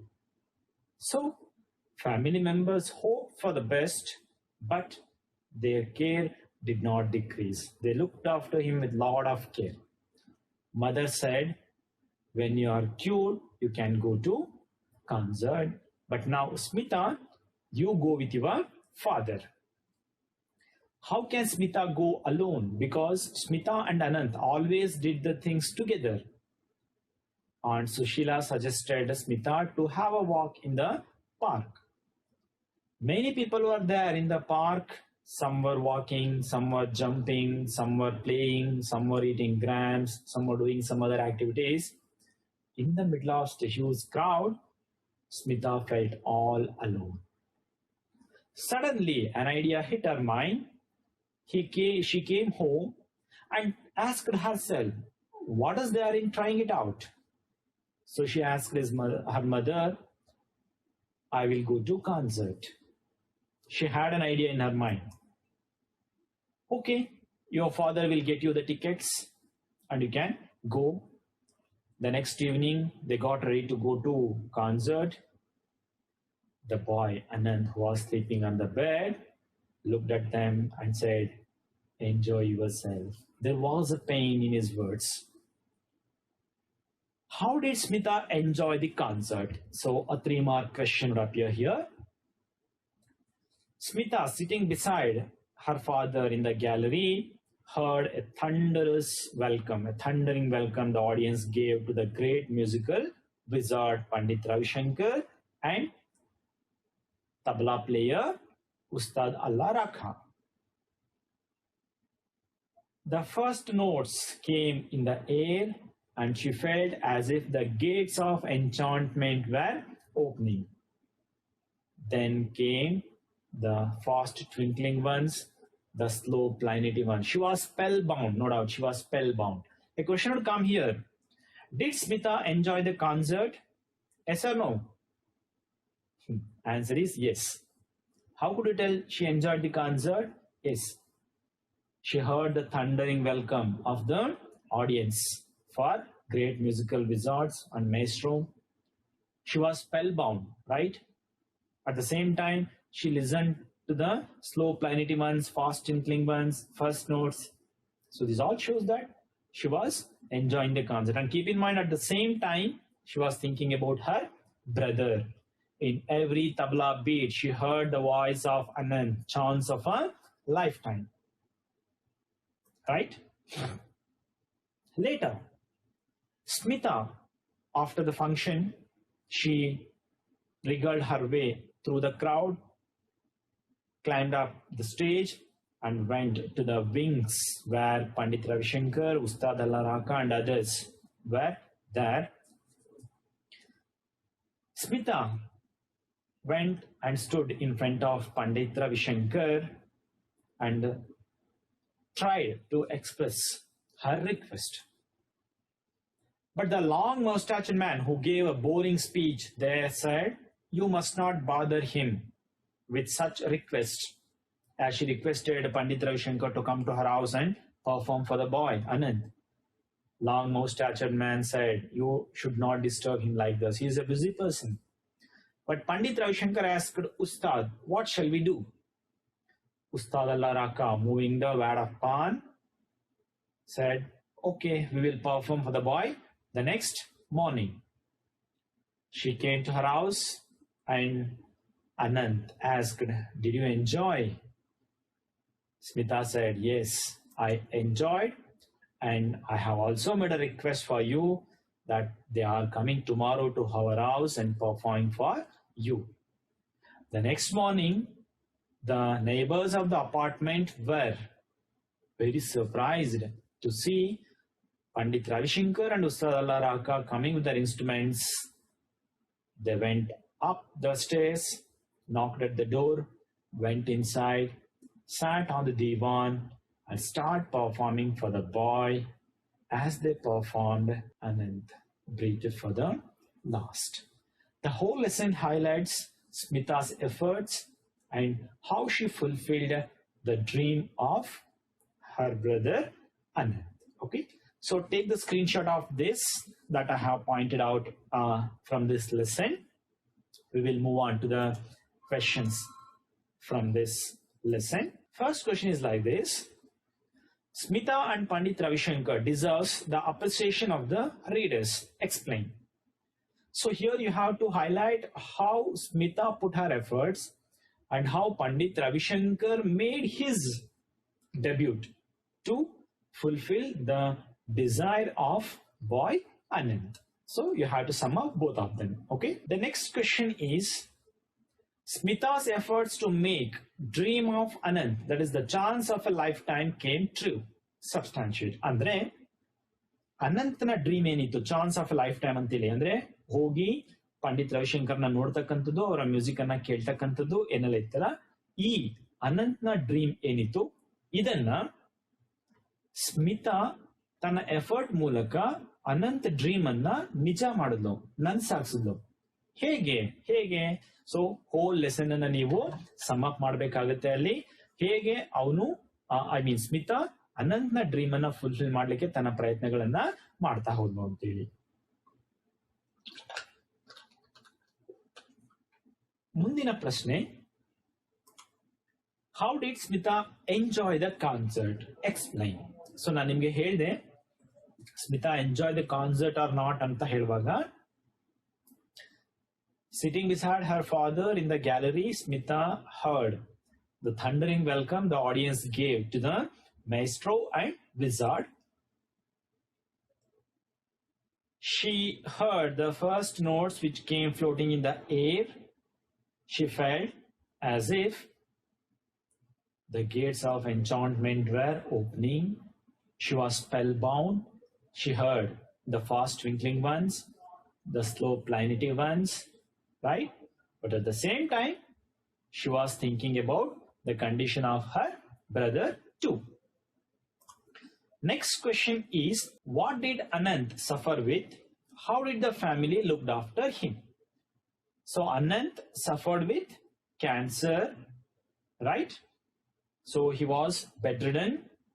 He was unable to wake up, and even the artificial oxygen was supplied from the cylinder. He was coughing and feeling difficulty in breathing. How did the family looked after him? So they took a lot of care that whenever he tried to wake or he began to cough, so they came near to him and checked what is happening. They took him to Bombay to get cured from the cancer in the hospital. That as they believed in the miracles of the modern science and technology, when the doctor said take him home and give him the things, so they took a lot of care, no doubt in it, right? So all those things you have to mention. Next question is, Anant was a very talented boy. Anant was a very talented boy. Justify. So ಅಲ್ಲಿ 4 points ನಿಮಗೆ ಬರ್ತಾ ಹೋಗುತ್ತೆ, ಹೌದಿಲ್ಲ? So Anant was a very talented boy. He was the best table tennis player of the school. He was the fastest runner in the school, right? And he was learning sitar along with his sister Smita. He did better than Smita in many other ways. And for the astonishment of the Guru, he has also learned to compose his own tunes, right? So these 2 points ಅದಕ್ಕೆ ನೀವು ಬರಿಬೇಕಾಗುತ್ತೆ. Okay, fine. Next lesson, Discovery. So ಬಹುಶಃ ತುಂಬಾ ಕಷ್ಟ ಅಂತ ಅನ್ಕೋತಿದ್ದೀರಾ ಅಂತ ಅನಿಸ್ತಾ ಇದೆ ನನಗೆ. ಎನಿಹಾವ್, ಎಬೋ ಆವರೇಜ್ ಇರ್ತಕ್ಕಂಥ ಮಕ್ಕಳಿಗೆ ಈ ಲೆಸನ್ ಅಷ್ಟು ಕಷ್ಟ ಅನ್ಸ್ಲಿಕ್ಕಿಲ್ಲ, ಬಟ್ ಬಿಲೋ ಆವರೇಜ್ ಇರ್ತಕ್ಕಂಥ ಮಕ್ಕಳಿಗೆ ಮತ್ತೆ ಪಾಸಿಂಗ್ ಮಾರ್ಕ್ಸ್ ತಗೊಳ್ಳೋಕೆ ಎಬಿಲಿಟಿ ಇರ್ತಕ್ಕಂಥ ಮಕ್ಕಳಿಗೆ ಈ ಲೆಸನ್ ಸ್ವಲ್ಪ ಡಿಫಿಕಲ್ಟ್ ಅಂತ ಅನಿಸಬಹುದು. ಸೊ ಇಲ್ಲಿ ನಾನು ಹೇಳಿರ್ತಕ್ಕಂಥ ಪಾಯಿಂಟ್ಸ್ ಗಳೇನಿವೆ ಅವುಗಳನ್ನ ನೀವು ನೋಟ್ ಡೌನ್ ಮಾಡ್ಕೊಳ್ಳಿ ಅಥವಾ ಸ್ಕ್ರೀನ್ ಶಾಟ್ ಮಾಡಿಟ್ಕೊಂಡು ಆಮೇಲೆ ಬೇಕಾದ್ರೆ ಬರ್ಕೋಬಹುದು. ನೀವು ಆ ಪಾಯಿಂಟ್ಸ್ ಗಳನ್ನ ನೆನ್ಪಿಟ್ಕೊಂಡಿದ್ರೆ ಆ ಪಾಯಿಂಟ್ ಗೆ ರಿಲೇಟೆಡ್ ಆಗಿ ಏನೆಲ್ಲ ಬರಬೇಕು ಅನ್ನೋದು ನಿಮ್ಗೆ ಸಡನ್ ಆಗಿ ಜ್ಞಾಪಕ ಬರುತ್ತೆ. So this is my main intention. ನನ್ನ ಇಂಟೆನ್ಷನ್ ಇದೇ ಆಗಿತ್ತು ಈ PPT ಅನ್ನ ಮಾಡುವಾಗ. ಯಾಕಂದ್ರೆ ಈ ರೀತಿ ಪಾಯಿಂಟ್ಸ್ ಗಳನ್ನ ಮಾಡಿದ್ರೆ ಮಕ್ಕಳು ಒಂದು ಪಾಯಿಂಟ್ ನೆನಪಿ ಬಂತಂದ್ರೆ ಅದಕ್ಕೆ ರಿಲೇಟೆಡ್ ಆಗಿರ್ತಕ್ಕಂಥ ಅಂಶಗಳೆಲ್ಲವೂ ಕೂಡ ಅಲ್ಲಿ ನಿಮಗೆ ಜ್ಞಾಪಕ ಬರುತ್ತೆ. ಫಾರ್ ಎಕ್ಸಾಂಪಲ್ ಹೇಗೆ ಅಂದ್ರೆ, ಆ ಒಂದು ಹಸು ಅಂತ ಹೇಳಿದ ತಕ್ಷಣ ಹಸು ನೆನ್ಪಿಟ್ಕೊಂಡ್ರೆ ಸಾಕು, ಹಸುವಿನ ಬಾಲ, ಹಸುವಿನ ದೇಹ, ಹಾಲು ಕೊಡ್ತಕ್ಕಂಥದ್ದು, ಅದರ ಕೊಂಬಾಗಿರ್ಬೋದು, ಕಣ್ಣು, ಬಾಯಿ, ಹೀಗೆ ರಿಲೇಟೆಡ್, ಹೌದಲ್ವಾ? ಸೊ ಇದೊಂದು ಎಕ್ಸಾಂಪಲ್ ಅಷ್ಟೇ ನಾನು ಕೊಟ್ಟಿದ್ದು. ಇಲ್ಲಿ discovery lesson by Herman Hall. So ಇದೊಂದು ಪ್ಲೇ, ಹೌದಲ್ಲ? ಇಲ್ಲಿ this is voyage of the captain Columbus. Santa Maria ಅನ್ನೋದು ಅವನ ಶಿಪ್ ನ ಹೆಸರು. ಸೊ 11th October 1492 ಅವನು ಸ್ಯಾಂಟಾ ಮಾರಿಯಾ ಶಿಪ್ ನಲ್ಲಿ ಒಂದು ನ್ಯೂ ಲ್ಯಾಂಡ್ ಅನ್ನ ಹೋಗಿ ರೀಚ್ ಆದಂಥದ್ದು, ಹೌದಲ್ಲ? 11th October 1492. ಹಾಗಾದ್ರೆ ಈ ಲೆಸನ್ ಅಲ್ಲಿ ಬರ್ತಕ್ಕಂಥ ಕ್ಯಾರೆಕ್ಟರ್ಸ್ ಯಾವ್ಯಾವ್ದಿದೆ ಅನ್ನೋದನ್ನ ಇಲ್ಲಿ ನೋಡ್ತಾ ಹೋಗೋಣ. Okay, so first character Christopher Columbus. So is the captain of the ship. Santa Maria ship ನ ಕ್ಯಾಪ್ಟನ್ ಕ್ರಿಸ್ಟೋಫರ್ ಕೊಲಂಬಸ್. ಎರಡನೇದಾಗಿ Don Pedro, an officer. So assistant officer for Christopher Columbus. You can call him as a vice captain also. Okay. Juan Pachino, one of the seamen. Diego Garcia, another seaman. Guillermo Iris, another seaman. And Francisco is another seaman. So Juan Pachino, Diego Garcia, Guillermo Iris and Francisco. In all ಜನರು ಕೂಡ seamen, crewmates ಆಗಿರ್ತಕ್ಕಂಥದ್ದು. Pepe, a page boy, ಅಂದ್ರೆ ಒಬ್ಬ servant ಆಗಿದ್ದಂತ ಒಬ್ಬ ಹುಡುಗ. Okay, so ಇಷ್ಟು characters ಈ lesson ಅಲ್ಲಿ ಬರ್ತಾ ಹೋಗುತ್ತೆ. ಇವ್ರ ಜೊತೆಲಿ ಬೇರೆ ಬೇರೆ ಸೀಮೆನ್ಗಳು ಕೂಡ ಇದ್ದಾರೆ. ಬಟ್ ಈ ಪ್ಲೇದಲ್ಲಿ ಡೈಲಾಗ್ಸ್ ಗಳು ಬರ್ತಕ್ಕಂಥದ್ದು ಇಷ್ಟು ಜನದನ್ನ ನಾವು ನೋಡ್ತಾ ಹೋಗ್ತೇವೆ. Okay, fine. ಆ ಸೀನ್ಸ್ ಗಳನ್ನ ಹೇಗೆ ನೋಡೋದು ಅನ್ನೋದನ್ನ ನೋಡೋಣ. First scene begins with the conversation between Juan Patino, Diego Garcia and Don Pedro. ಇವರ ಮಧ್ಯದ ಒಂದು ಕಾನ್ವರ್ಸೇಷನ್ ಬರುತ್ತೆ, ಹೌದಲ್ಲ? So lesson begins with a poem, a desperate poem. ಬಹುಶಃ ನೆನಪಿದೆ ಅಂತ ಅನ್ಕೋತೇನೆ. ನೆನಪಿದೆಯಲ್ಲ? Here is a kegoram to the kingdom come. Devil laughs, but the god is dumb. This is the desperate song of the seamen. ಈ song ಅನ್ನ ಕೇಳಿದ ತಕ್ಷಣಕ್ಕೇನೆ Juan Patino ಹೇಳ್ತಾ ಹೋಗ್ತಾನೆ, the captain is always furious when he listens to this. ಈ ಹಾಡನ್ನ ಏನಾದ್ರು ಕೇಳಿದ್ರೆ ಕ್ಯಾಪ್ಟನ್ ತುಂಬಾ ಕೋಪಗೊಳ್ತಾ ಹೋಗ್ತಾನೆ. ಅಂಡ್ ರೆಸ್ಪಾನ್ಸ್ ಏನ್ ಬರುತ್ತೆ? Shouldn't even keep singing to be alive. Spirits, ನಮ್ಮ ಸ್ಪಿರಿಟ್ಸ್ ಗಳನ್ನ ಅಂದ್ರೆ ನಾವು ಆಕ್ಟಿವ್ ಆಗಿರ್ಲಿಕ್ಕೆ, ಎಂಟರ್ಟೈನ್ ಅನ್ನು ಕೂಡ ಮಾಡ್ಲಿಕ್ಕೆ ಹಾಡ್ತಕ್ಕಂಥ ಅವಕಾಶನೂ ಕೂಡ ನಮ್ಗೆ ಇಲ್ವಾ ಅಂತ ಕೇಳ್ತಾ ಹೋಗ್ತಾನೆ. By the time Don Pedro enter ಆಗ್ತಾನೆ. He was suspicious and ask who's that, ಯಾರಲ್ಲಿ ಇರೋದು ಅಂತ ಕೇಳ್ತಾ ಹೋಗ್ತಾನೆ. ಅದಕ್ಕೆ it is Juan Patino Diego ಅಂತೇಳಿ ಅವರು ಇಂಟ್ರೊಡ್ಯೂಸ್ ಮಾಡ್ಕೊಳ್ತಾರೆ. And Pedro says, I would welcome the moon as it is getting dark. ಕತ್ಲಾಗ್ತಿದೆ, ಹಾಗಾಗಿ ನಾನು ವೆಲ್ಕಮ್ ದ ಮೂನ್ ಅಂದ್ರೆ ಲೈಟ್ಸ್ ಅನ್ನ ಆನ್ ಮಾಡ್ತೇನೆ ಅನ್ನೋ ಅರ್ಥದಲ್ಲಿ ಹೇಳ್ತಕ್ಕಂಥದ್ದು. ಅದಕ್ಕೆ ಯುವಾನ್ ಹೇಳ್ತಾನೆ, some of us would welcome the coast of the Spain more. Coast of the Spain ಅನ್ನು ನಮ್ಮಲ್ಲಿ ಕೆಲವರು ವೆಲ್ಕಮ್ ಮಾಡ್ಲಿಕ್ಕೆ ವೈಟ್ ಮಾಡ್ತಾ ಇದ್ದಾರೆ. ಅದನ್ನ ಕೇಳಿದ ತಕ್ಷಣ ಡಾನ್ ಪೆಡ್ರೋ ಇಂಪೇಷಂಟ್, ಆಗ್ಲೇ ತಾಳ್ಮೆ ಕಳ್ಕೊಂಡಿದ್ದೀರಾ. ಯುವಾನ್ ಹೇಳ್ತಾನೆ, ಪೇಷನ್ಸ್ ಹ್ಯಾಸ್ ಲಿಮಿಟ್ಸ್. ತಾಳ್ಮೆಗೂ ಕೂಡ ಒಂದು ಮಿತಿ ಇದೆ.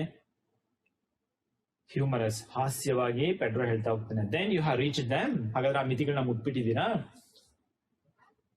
ಯುವಾನ್ ಪ್ಯಾಟಿನೋ ಹೇಳ್ತಾನೆ, we are flying like bats.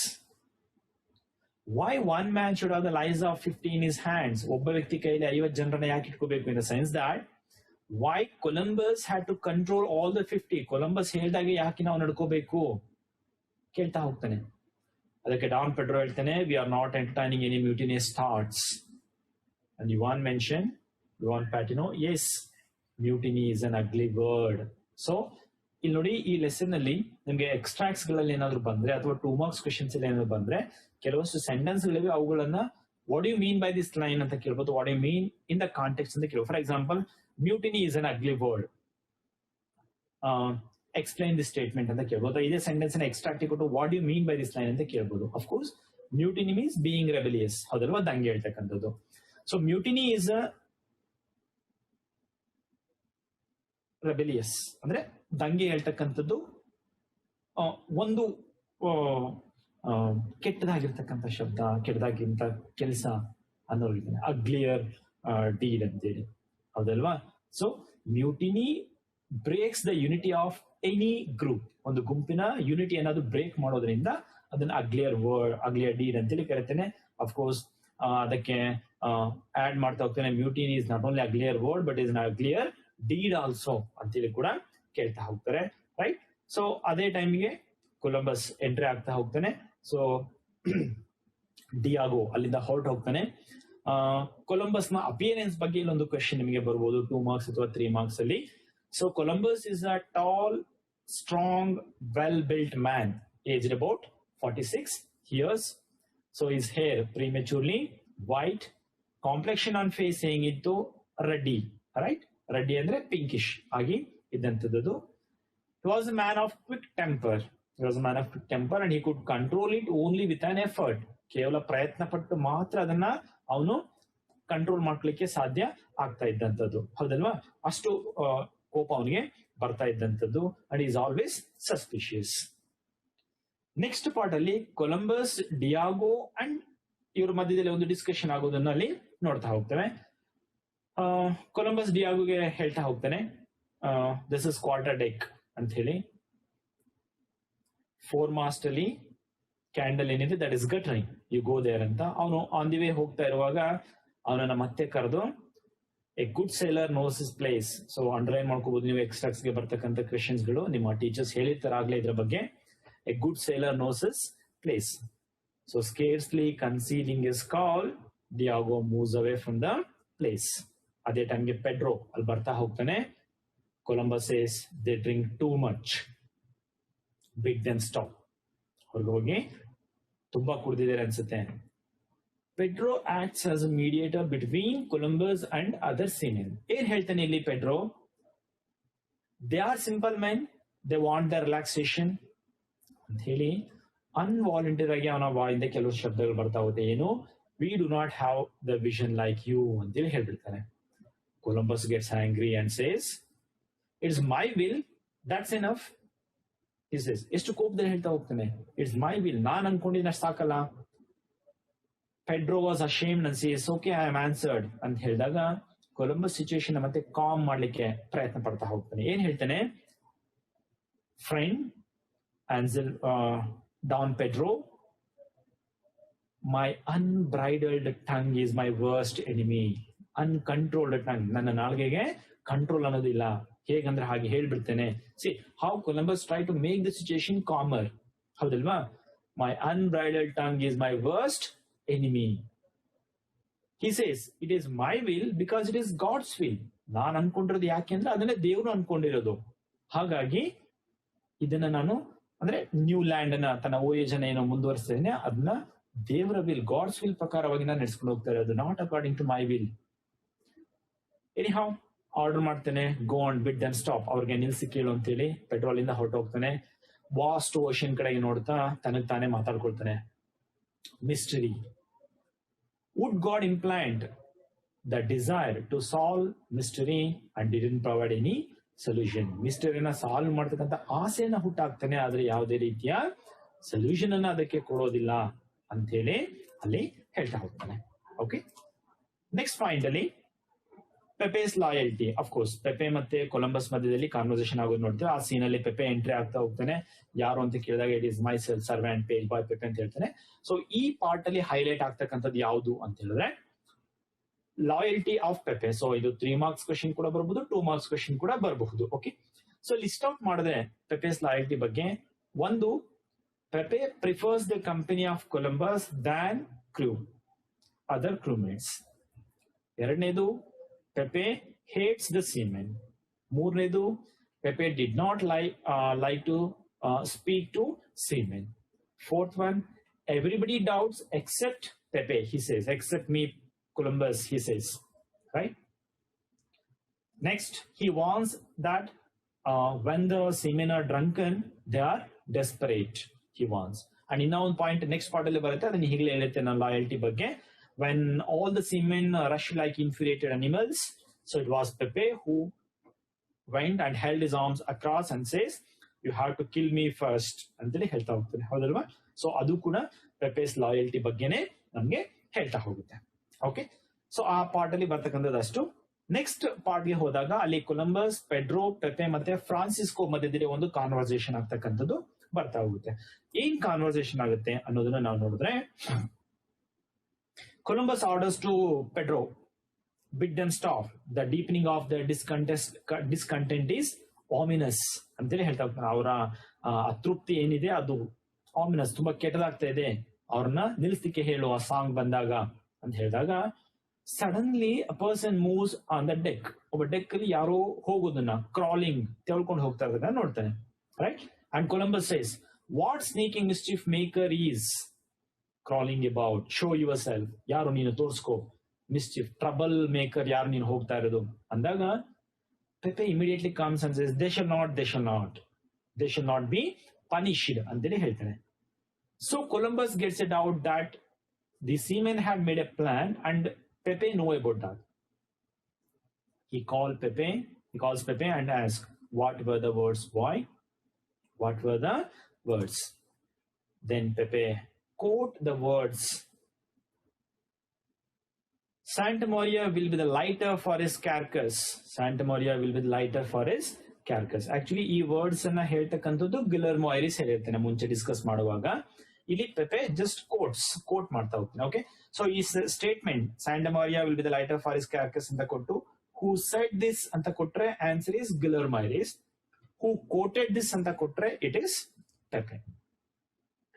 Santa Maria will be the lighter for his, sorry, ಅಲ್ಲಿ shall be ಅಂತಿದೆ, will be the lighter for his carcass ಅಂತ ಹೇಳಿದ ತಕ್ಷಣ ಫ್ರಾನ್ಸಿಸ್ಕೋ ಎಂಟರ್ ಆಗ್ತಾನೆ.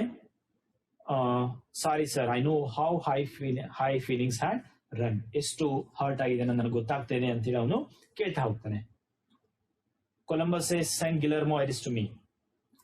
ಅಗೇನ್ ಫ್ರಾನ್ಸಿಸ್ಕೋ ಮತ್ತೆ ಬಂದು ಹೇಳ್ತಾನೆ ಸಾರಿ ಸರ್ ಬಟ್ ಅಂತ ಹೇಳ್ತಾ ಹೋಗ್ತಾನೆ. Sorry sir but.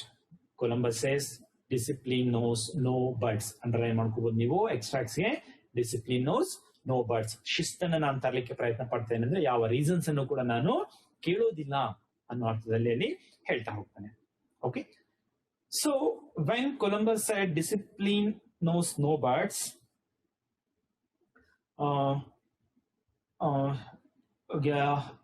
Francisco says, discipline is a thing of the past, sir, whether it is you or me. Columbus says, send Guillermo Iris to me. When he said, all the seamen, including Guillermo Iris and all, they rush like infuriated animals, cruel animals towards Columbus to kill him. Right? So, Columbus at once says, what is the meaning of this wild uproar? The first man to move shall spend his rest of the night in the irons. So, the first man to move anta helidre, it is not the first man who moved from the standing place. Okay, ila artha en barutte first man to move andre, the first man who challenges Columbus anta heli. Okay, who challenges Columbus. The first man to move shall spend his rest of the night in the irons andaga Guillermo Iris helta. Then who is to put him in irons?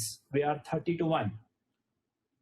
ಜೈಲಿಗೆ ಹಾಕೋರು ಯಾರಿದ್ದಾರೆ ಹಾಗಾದ್ರೆ? We are 30-1. 30-1 ಅಂದ್ರೆ ಇಲ್ಲಿ ನೀನು ಒಬ್ಬನೇ ಇದೆಯಾ, ನಾವು 30 ಅಂದ್ರೆ it is not an exact number. Okay, more than 30 members ಅಲ್ಲಿ ಇದ್ದಂಥದ್ದು. ಫೈನ್. ಕೊಲಂಬಸ್ ಹೇಳ್ತಾ ಹೋಗ್ತೀನಿ, if nobody is available for the office I will perform it myself. So ಇಲ್ಲಿ I will perform it myself, what did he perform ಅಂತ ಕೇಳಿದಾಗ context ನಿಮ್ಗೆ ಏನ್ ಅನ್ಸುತ್ತಂದ್ರೆ, to put some people, person who moves to first ಅನ್ನೋದ್ರಲ್ಲಿ ಏನಿದೆ, to put him in the iron ಅನ್ನೋ ಅರ್ಥ ಬರುತ್ತೆ, ಜೈಲಲ್ಲಿ ಹಾಕ್ತಕ್ಕಂಥದ್ದು ಅಲ್ವಾ. ಬಟ್ ಇಲ್ಲಿ ಕಾಂಟೆಕ್ಸ್ಟ್ ಅಲ್ಲಿ ನಾವು ತೆಗೆದುಕೊಂಡಾಗ I will perform myself ಅಂತ ಹೇಳಿದ್ರೆ, ವಾಟ್ ಡಿಡ್ ಹಿ ಪರ್ಫಾರ್ಮ್ ಅನ್ನೋದನ್ನ ನಾವು ನೋಡೋದಾದ್ರೆ, to navigate Santa Maria further. Santa Maria ship ಏನಿತ್ತು ಅದನ್ನ ಮುಂದೆ ತೆಗೆದುಕೊಂಡು ಹೋಗ್ತಕ್ಕಂಥದ್ದು ಅನ್ನೋ ಅರ್ಥ ಬರುತ್ತೆ. ಓಕೆ, ಯಾಕಂದ್ರೆ ಯಾರನ್ನಾದ್ರೂ ಜೈಲ್ಗೆ ಹಾಕಿ ಅವ್ನು ಸಾಧಿಸಬೇಕಾಗಿದ್ದಂತ ಏನು ಇಲ್ಲ. ಅವನ ಇಂಟೆನ್ಷನ್, ವಿಷನ್ ಏನಾಗಿತ್ತು ಕೊಲಂಬಸ್ದು, that to navigate further and to find a new land. Right. Guillermo speaks there. The devil is with you. We are being duped day in and day night. I say Santa Maria shall turn her helm towards Spain, or else we will not be men but sheep. ನಾನು ಹೇಳ್ತೀನಿ Santa Maria ತನ್ನ ಮುಖವನ್ನ ಒಮ್ಮೆ ತಿರುಗಿಸ್ಬೇಕು ಅಂತೇಳಿ. Columbus said, then who shall navigate her? ಹಾಗಾದ್ರೆ Santa Maria ನಡೆಸಕ್ಕಂಥವ್ರು ಯಾರು? Because he is the captain himself, right? Guillermo says, we are not the men unused to sea. We know riding the easterly wind. ನಾವೇನು ಪರಿಚಯ ಇಲ್ಲ ಇರ್ತಕ್ಕಂಥವ್ರಲ್ಲ, easterly wind ಅನ್ನ ride ಮಾಡೋದು ಹೇಗೆ ಅನ್ನೋದು ನಮಗೆ ಗೊತ್ತಿದೆ. ಅಂಡ್ ಮುಂದೆ ಹೇಳ್ತಾ ಹೋಗ್ತಾನೆ, if we clear this devil's track to know where we will blow our way back in Spain. Devil ಅಂತ ಹೇಳಿದ್ರೆ ಕೊಲಂಬಸ್ ಕೇಳ್ತಾನೆ, ಅಂದ್ರೆ ನಿನ್ನ ದಾರಿಯನ್ನು ನಾವು ಒಮ್ಮೆ ಇಲ್ಲ ಅಂತ ಅನ್ಸಿದೆ. That's what Santa Maria will be the lighter for his carcass ಅಂತ ಹೇಳಿ ಗಿಲರ್ಮೋ ಹೇಳ್ತಾನಲ್ವಾ. ಅಂದ್ರೆ ಅವನನ್ನ ಕೊಂದ್ಬಿಟ್ಟು ಅವನನ್ನ ಸಮುದ್ರಕ್ಕೆ ಎಸಿತಕ್ಕಂಥದ್ದು ಅನ್ನೋ ಅರ್ಥ ಬರುತ್ತೆ, ಹೌದಲ್ವಾ. ಇಲ್ಲಿ ಹೇಳ್ತೇನೆ, ನಿನ್ನ ದಾರಿನ ಒಮ್ಮೆ ಇಲ್ಲ ಅಂತ ಅನ್ಸಿದ್ರೆ ನಾವು ಮತ್ತೆ ಸ್ಪೇನ್ ಅಲ್ಲಿ ನಮ್ಮನ್ನು ನಾವು ನೋಡ್ತೇವೆ. When the situation is too worst, Columbus speaks very calmly. He says to Guillermo, Don Guillermo, you are an excellent sailor, a man of abundant resourcefulness. If your tongue does not run with your discretion, you will achieve prosperity in your calling. You are an able-bodied seaman. Your duty is to obey me as I obey the order of the royal sovereign, that is Spain, king and queen. Let this be clearly understood between us and not fall out. So now go to your work. By the time all the seamen who are there, especially Diego says words for froth and scum, words for children, ಮಕ್ಕಳಿಗೆ ಹೇಳ್ತೀಯಲ್ಲ, ಎಲ್ಲರೂ ಒಟ್ಟಿಗೆ deck ಅಲ್ಲಿ ನಿಂತಿದ್ದಂತ Columbus ಕಡೆಗೆ ಅವನನ್ನ ಕೊಲ್ಬೇಕು, have him down, pitch him overboard, Italian renegade, ಈ ರೀತಿ ಕೂಗ್ತಾ ಹೋಗ್ತಾರೆ. By the time it was Pepe who enters in between and says, cowards, cowards, you have to kill me first. ನೀವು ನನ್ನನ್ನು ಮೊದಲು ಸಾಯಿಸಬೇಕು ಅಂತೇಳಿ ಹೇಳ್ತಾ ಹೋಗ್ತಾನೆ. Okay, so a conversation between Pepe, Columbus, Juan Patino, and Guillermo is the lead. That's what. Cowards, kill me first. Columbus was surprised.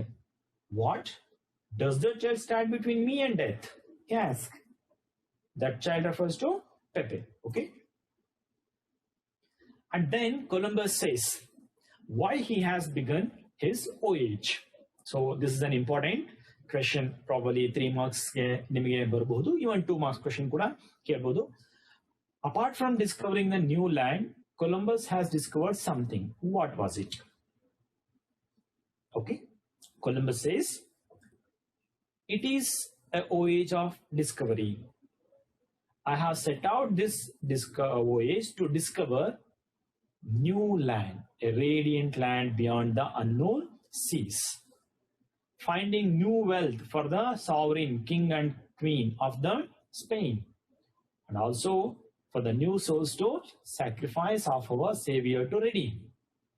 But he says, Pepe, so far I have discovered but one thing, that when a man is given a vision, he must follow it alone.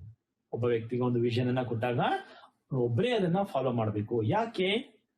Loyalty passes like a seaweed on an outgoing tide. Friendship breaks as a mast hollowed by the worms break. And discipline, duty, and honorable obedience are the bubbles that burst at the first contact. ಆ ಟೈಮಲ್ಲಿ ಪೆಪೆ ಮತ್ತೆ Pedro ಬರ್ತಾ ಹೋಗ್ತಾರೆ. So our loyalty has never been in question, I am always loyal ಅಂತೇಳಿ. Okay, so ಇಲ್ಲಿ ಒಂದು question ನಾನು highlight ಮಾಡಿದ್ದೇನೆ, why has he started discovery ಅನ್ನೋದ್ರ ಬಗ್ಗೆ ಕೊಲಂಬಸ್ ಹೇಳೋದು. ನೆಕ್ಸ್ಟ್ ಕ್ವೆಶ್ಚನ್ ಪಾರ್ಟಿಗೆ ಹೋದಾಗ ನಾನು ಮತ್ತೆ ಡಿಸ್ಕಸ್ ಮಾಡ್ತೇನೆ. ಅಲ್ಲಿ ಯುವಾನ್ ಪ್ಯಾಟಿನೋ ಬಂದು ಹೇಳ್ತಾನೆ, we are simple men sir. Columbus as then shall simple men judge their ಬೆಟರ್ಸ್.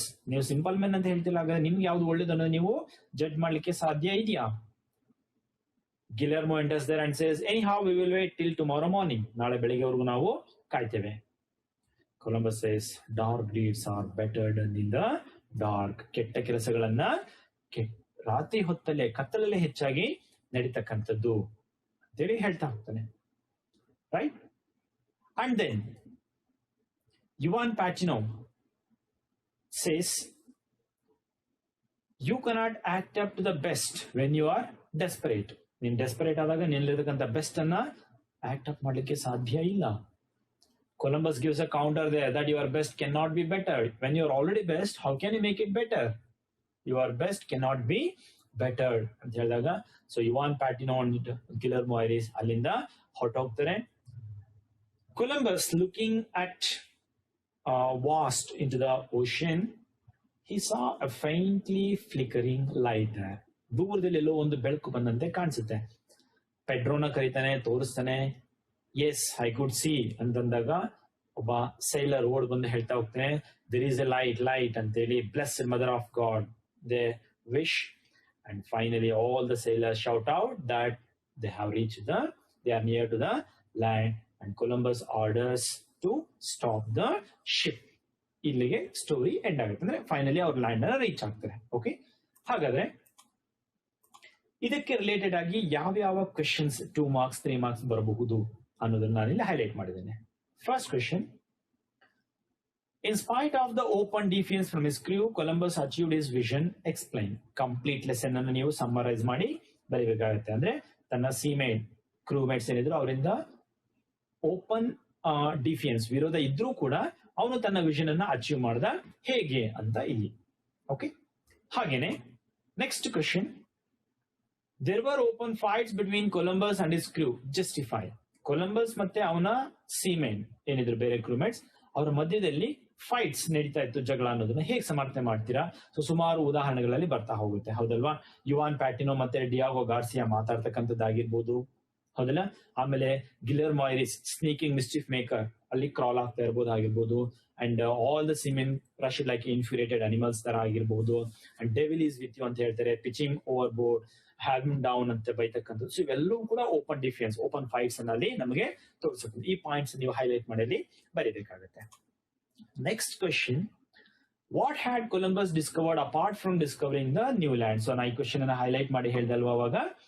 So Columbus set out to discover a new land, a radiant land beyond unknown seas, to find new wealth for the sovereign, queen and king of Spain, and also he has discovered to find the new souls to sacrifice, right? More point.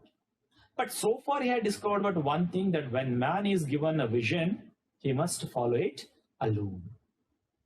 Loyalty ಏನಾಗುತ್ತೆ? Loyalty passes like a seaweed on an outgoing tide. Friendship ಏನಾಗುತ್ತೆ? Friendship breaks as a mast hollowed by the worm's brain. Duty, discipline, honorable obedience ಏನಾಗುತ್ತೆ? That they are the bubbles that burst at the first contact. So a paragraph ನೀವು text book ಅಲ್ಲಿ ನೋಡಿದ್ರೆ ಗೊತ್ತಾಗುತ್ತೆ, ಅಷ್ಟು answer ಅನ್ನ ಬರೀಬೇಕಾಗುತ್ತೆ. Okay. Next question. Briefly explain the loyalty of Pepe. So ನಾನು ಈಗಲೇ ಹೇಳಿದೆ, Pepe's loyalty ಬಗ್ಗೆ 6 ಪಾಯಿಂಟ್ಸ್ ಅನ್ನ ನೋಟ್ ಡೌನ್ ಮಾಡಿದ್ದೆ, ಹೌದಲ್ವಾ?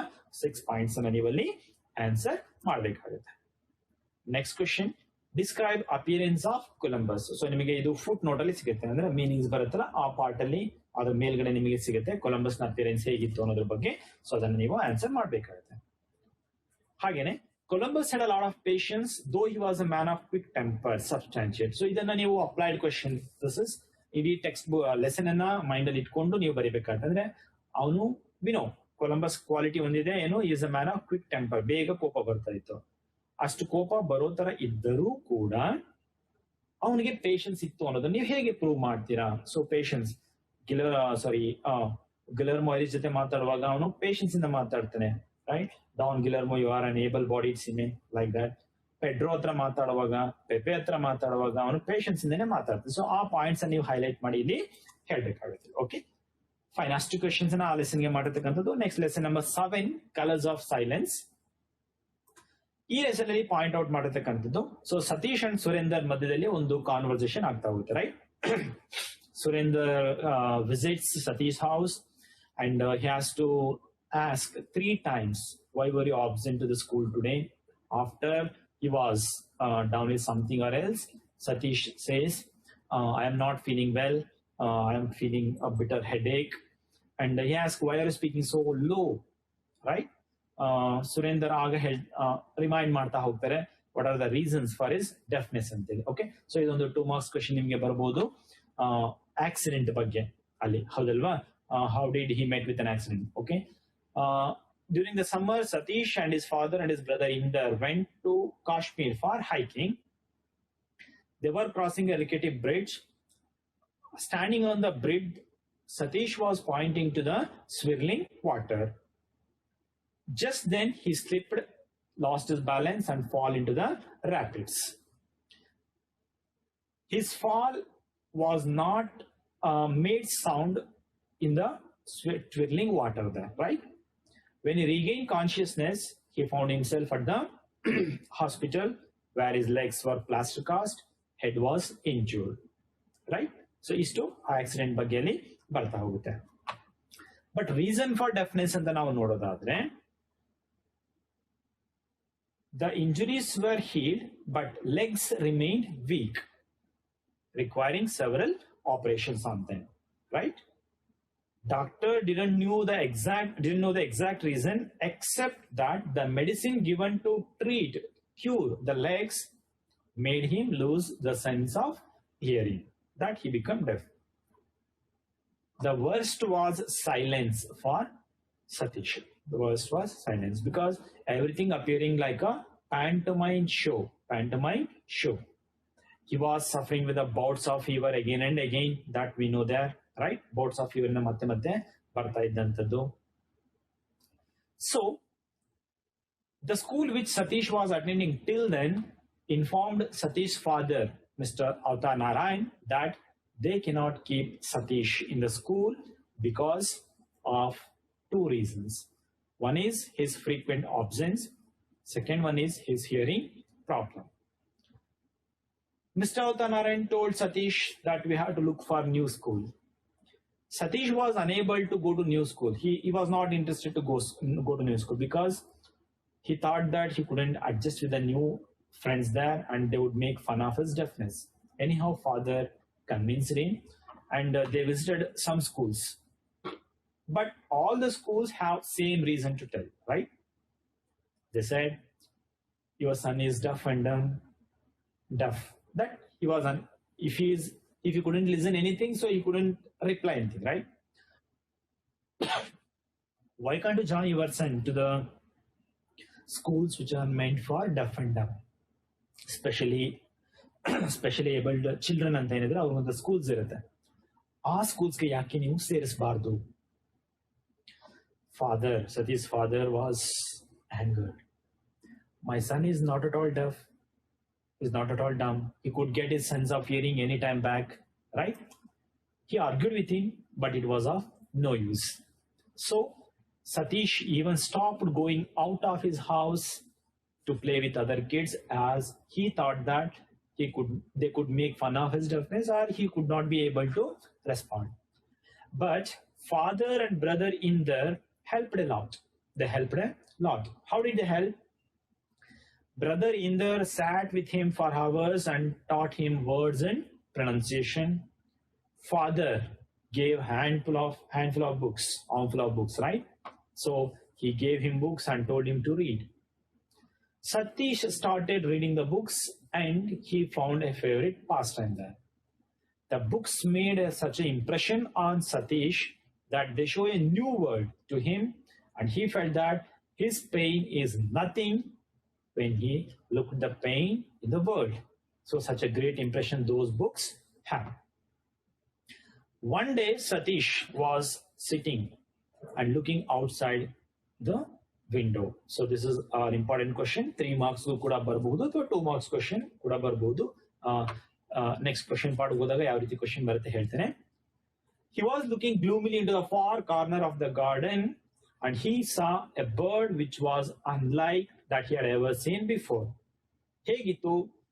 It had a longish tail and a black crest. The most interesting thing was its restless energy. It kept its head darting here and there, and the whole body was ready for the fly at any moment. Sometimes, after a few minutes, the bird flew away. Hotoitalinda. Satish jumped off his bed and took a pen and book and sketched the bird with his imagination. He liked it so much that he kept against the stake of books. He continued with these kind of things as he was good at Urdu calligraphy. Father said it is an idle pastime.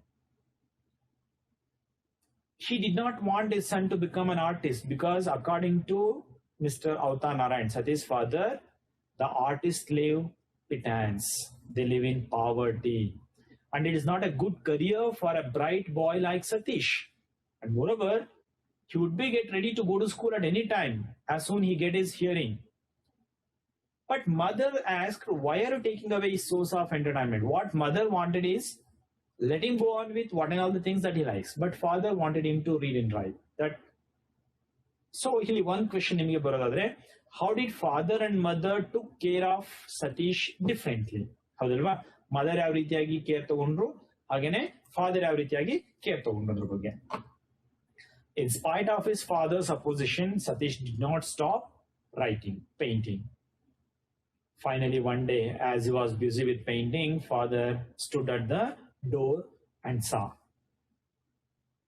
He came near Satish and asked, do you want it so badly? After some time, he went off, and after 2 hours, he came back with different sizes and different shapes of brushes and paints and rolling sheets, and said, "These all for you." Satish was unable to believe that his father has accepted. He did an uncharacteristic thing. What was that uncharacteristic thing? That he went and hugged his father tightly. His heart was full of love for his stern father, who finally accepted that his destiny lies in canvas and paint. So he said he will get him admitted to the best school of arts, and also he could go on with this chosen field. And now Satish is considered one of the best painter, sculptor, a writer, as well as an architecture. Satish Gujral, his paintings has been exhibited not only in India, in many parts of the world. You can see Washington, New York, even in Delhi too. He was also awarded with many titles, such as Order of Crown for the Belgium Embassy, and one of the most notable award, Padma Vibhushan, is also awarded to Satish. Fine, take a screenshot of this. With these points, let's move on to the questions that appear on colors of silence. Okay, see the questions here. Describe how did Satish meet with an accident. So first ಅಲ್ಲಿ ನಾನು ಹೇಳಿದ್ನಲ್ಲ, ಹೇಗೆ ಅವನ accident ಆಯ್ತು ಅನ್ನೋದ್ರ ಬಗ್ಗೆ ಅಲ್ಲಿ ನೀವು ಹೇಳಬೇಕಾಗತ್ತೆ. Second question, physical disability has no barrier to success. Substantiate in reference to the life of Satish Gujral. ಅಂದ್ರೆ ದೈಹಿಕ ಅಂಗವಿಕಲತೆ ಅನ್ನೋದು ಯಶಸ್ಸಿಗೆ ಯಾವುದೇ ರೀತಿಯ ಅಡೆತಡೆ ಅಲ್ಲ ಅನ್ನೋದನ್ನ ಹೇಗೆ ನೀವು ಸತೀಶ್ ಗುಜರಾಲ್ ಲೈಫ್ ಅನ್ನ ರೆಫರ್ ಆಗಿ ಇಟ್ಕೊಂಡು ಪ್ರೂವ್ ಮಾಡ್ತಿರೋದು, ಇಡೀ ಲೆಸನ್ ಅನ್ನು ನೀವು ಸಮ್ ಅಪ್ ಮಾಡಿ ಬರೀಬೇಕಾಗುತ್ತೆ. ಓಕೆ, ಹಾಗೆ third question, narrate the bird incident which inspired Satish. So bird incident ಹೇಳಿದ್ನಲ್ಲ, ಆ ಪಾಯಿಂಟ್ಸ್ ಗಳನ್ನ ನೆನ್ಪಿಟ್ಕೊಂಡಿರಿ. ಸೊ ಸುಲಭವಾಗಿ ನೀವು ಆನ್ಸರ್ ಅನ್ನ ಇದಕ್ಕೆ ಬರೀಬಹುದು. So these are the 3 questions that I have chosen from this lesson for 3 marks long answer questions. Okay, another question, how can you say that Satish is popular all over the world? Student, ಈ ಕ್ವಶನ್ಗೆ ನೀವು answer ಹೇಗೆ ಬರಿಬೇಕು, ಏನ್ ಬರಿಬೇಕು ಅಂತಂದ್ರೆ, ಸತೀಶ್ ಈಗ all over the world popular ಆಗಿದ್ದಾರೆ ಅಂದ್ರೆ ಹೇಗೆ ಪ್ರೂವ್ ಮಾಡ್ತೀರಾ? ಕಲರ್ಸ್ ಆಫ್ ಸೈಲೆನ್ಸ್ ಲೆಸನ್ ಅಲ್ಲಿ ಪ್ಯಾರಾಗ್ರಾಫ್ ನಂಬರ್ 35, 36, 37 ಲಾಸ್ಟ್ ಪೇಜ್ ಅಲ್ಲಿ ಇದೆ ನೋಡಿ. 35, 36, 37 ಆ 3 ಪ್ಯಾರಾಗ್ರಾಫ್ಸ್ ಅನ್ನ ಆನ್ಸರ್ ಆಗಿ ಬರೀಬೇಕು.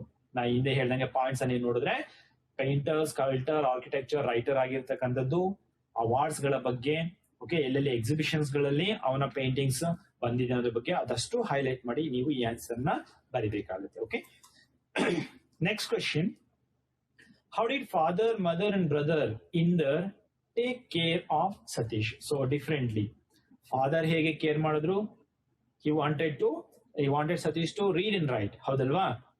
ಮದರ್ ಹೇಗೆ, she did not wanted his father, Satish's father, to take away his source of entertainment. Brother ಇಂದ ಹೇಗೆ, sat with him for hours and taught him words and pronunciation. So ಮೂವರು ಕೂಡ different ಆಗಿ ಅವನನ್ನ care ಮಾಡ್ತಾ ಹೋದ್ರು. So ಅದನ್ನ ಅಲ್ಲಿ ನೀವು ಬರೀಬೇಕಾಗುತ್ತೆ. ಓಕೆ, ಸೊ ಇಷ್ಟು ಕ್ವೆಶನ್ಸ್ ಇದೆ. Next lesson science and hope of survival, ಸ್ವಲ್ಪ ಕಾಂಪ್ಲಿಕೇಟೆಡ್ ಲೆಸನ್ ಅಲ್ವಾ ನಿಮಗೂ ಕೂಡ. ಓಕೆ, ಸಿಂಪಲ್ ಆಗಿ ಇಲ್ಲಿ ಹೇಳ್ತಾ ಹೋಗೋಣ. ಮಕ್ಕಳೇ, ಈ ಲೆಸನ್ ಗೆ ನಾನು ಕ್ವೆಶನ್ಸ್ ಗಳನ್ನ ಫ್ರೇಮ್ ಮಾಡಿಲ್ಲ, ಯಾಕಂದ್ರೆ ನನ್ನ ಪ್ರಕಾರ ಈ ಲೆಸನ್ ಇಂದ 2 ಮಾರ್ಕ್ಸ್ ಕ್ವೆಶನ್ಸ್ ಮಾತ್ರ ಬರಬಹುದು ಅಂತ ಅನ್ಕೊಂಡಿದ್ದೇನೆ. ಹಾಗಾಗಿ ನಾನು ಇಲ್ಲಿ ಪಾಯಿಂಟ್ಸ್ ಗಳನ್ನ ಏನ್ ಹೇಳ್ತಾ ಹೋಗ್ತೇನೆ, ಆ ಪಾಯಿಂಟ್ಸ್ ಗಳನ್ನೇ ಒಂದೊಂದು ಕ್ವೆಶನ್ ರೀತಿಯಲ್ಲಿ ನಾನು ಫ್ರೇಮ್ ಮಾಡಿರ್ತಕ್ಕಂಥದ್ದು. ಓಕೆ, ಸೊ ಅಲ್ಲಿ ಹೇಳುವಾಗ ಕ್ವೆಶನ್ ಏನ್ ಬರುತ್ತೆ ಅನ್ನೋದನ್ನ ಹೇಳಿ ಅದಕ್ಕೆ ಆನ್ಸರ್ ಕೂಡ ಎಕ್ಸ್ಪ್ಲನೇಷನ್ ಅಲ್ಲಿ ಕೊಡ್ತಾ ಹೋಗ್ತೇನೆ. ಸೊ ಹಾಗಾಗಿ ನೀವು ಡೋಂಟ್ ವೈಟ್ ಫಾರ್ ಕ್ವೆಶನ್ಸ್. ಈ ಲೆಸನ್ ಏನ್ ಕ್ವೆಶನ್ ಬರ್ಬೋದು ಅನ್ನೋ ವೈಟ್ ಮಾಡಕ್ ಹೋಗ್ಬಿಡಿ. ಪಾಯಿಂಟ್ಸ್ ಏನ್ ಬರ್ತಾ ಹೋಗುತ್ತೆ ಈಗ ಅದೇ ಒಂದೊಂದು ಪಾಯಿಂಟ್ ಒಂದೊಂದು ಕ್ವೆಶನ್ ಆಗಿ ಬಂದಿರುತ್ತೆ. Okay, fine. ಫಸ್ಟ್ ಕ್ವೆಶನ್ ಅನ್ನ ನೋಡಿ. Why did people choose to become scientists in spite of the fact that they earn less? Businessmen, lawyers, engineers, doctors, ಇವರು ಜಾಸ್ತಿ ಹಣವನ್ನ ಸಂಪಾದನೆ ಮಾಡ್ತಾರೆ. ಆದ್ರೆ ಕೆಲವಷ್ಟು ಜನ ಯಾಕೆ ಸೈಂಟಿಸ್ಟ್ ಆಗ್ಬೇಕು ಅಂತೇಳಿ ಬಯಸ್ತಾರೆ? ಇದು ಪ್ರಶ್ನೆ. ಓಕೆ, 4 ಪಾಯಿಂಟ್ಸ್ ಇಲ್ಲಿ ನೀವು ಲಿಸ್ಟ್ ಔಟ್ ಮಾಡಬಹುದು. ಒಂದು, science is an exciting adventure where the major rewards comes from discovery it self.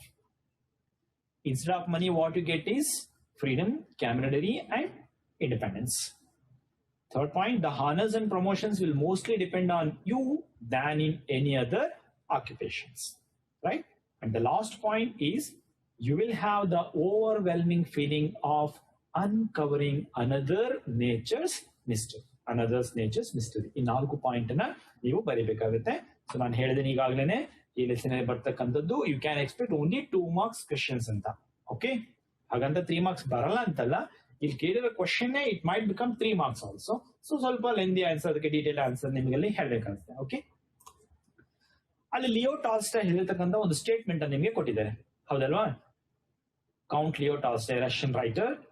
A writer is not merely a person one who writes, but a writer is the one who Ken not live without writing ಅಂತೇಳಿ ಹೇಳ್ತಾ ಹೋಗ್ತಾರೆ.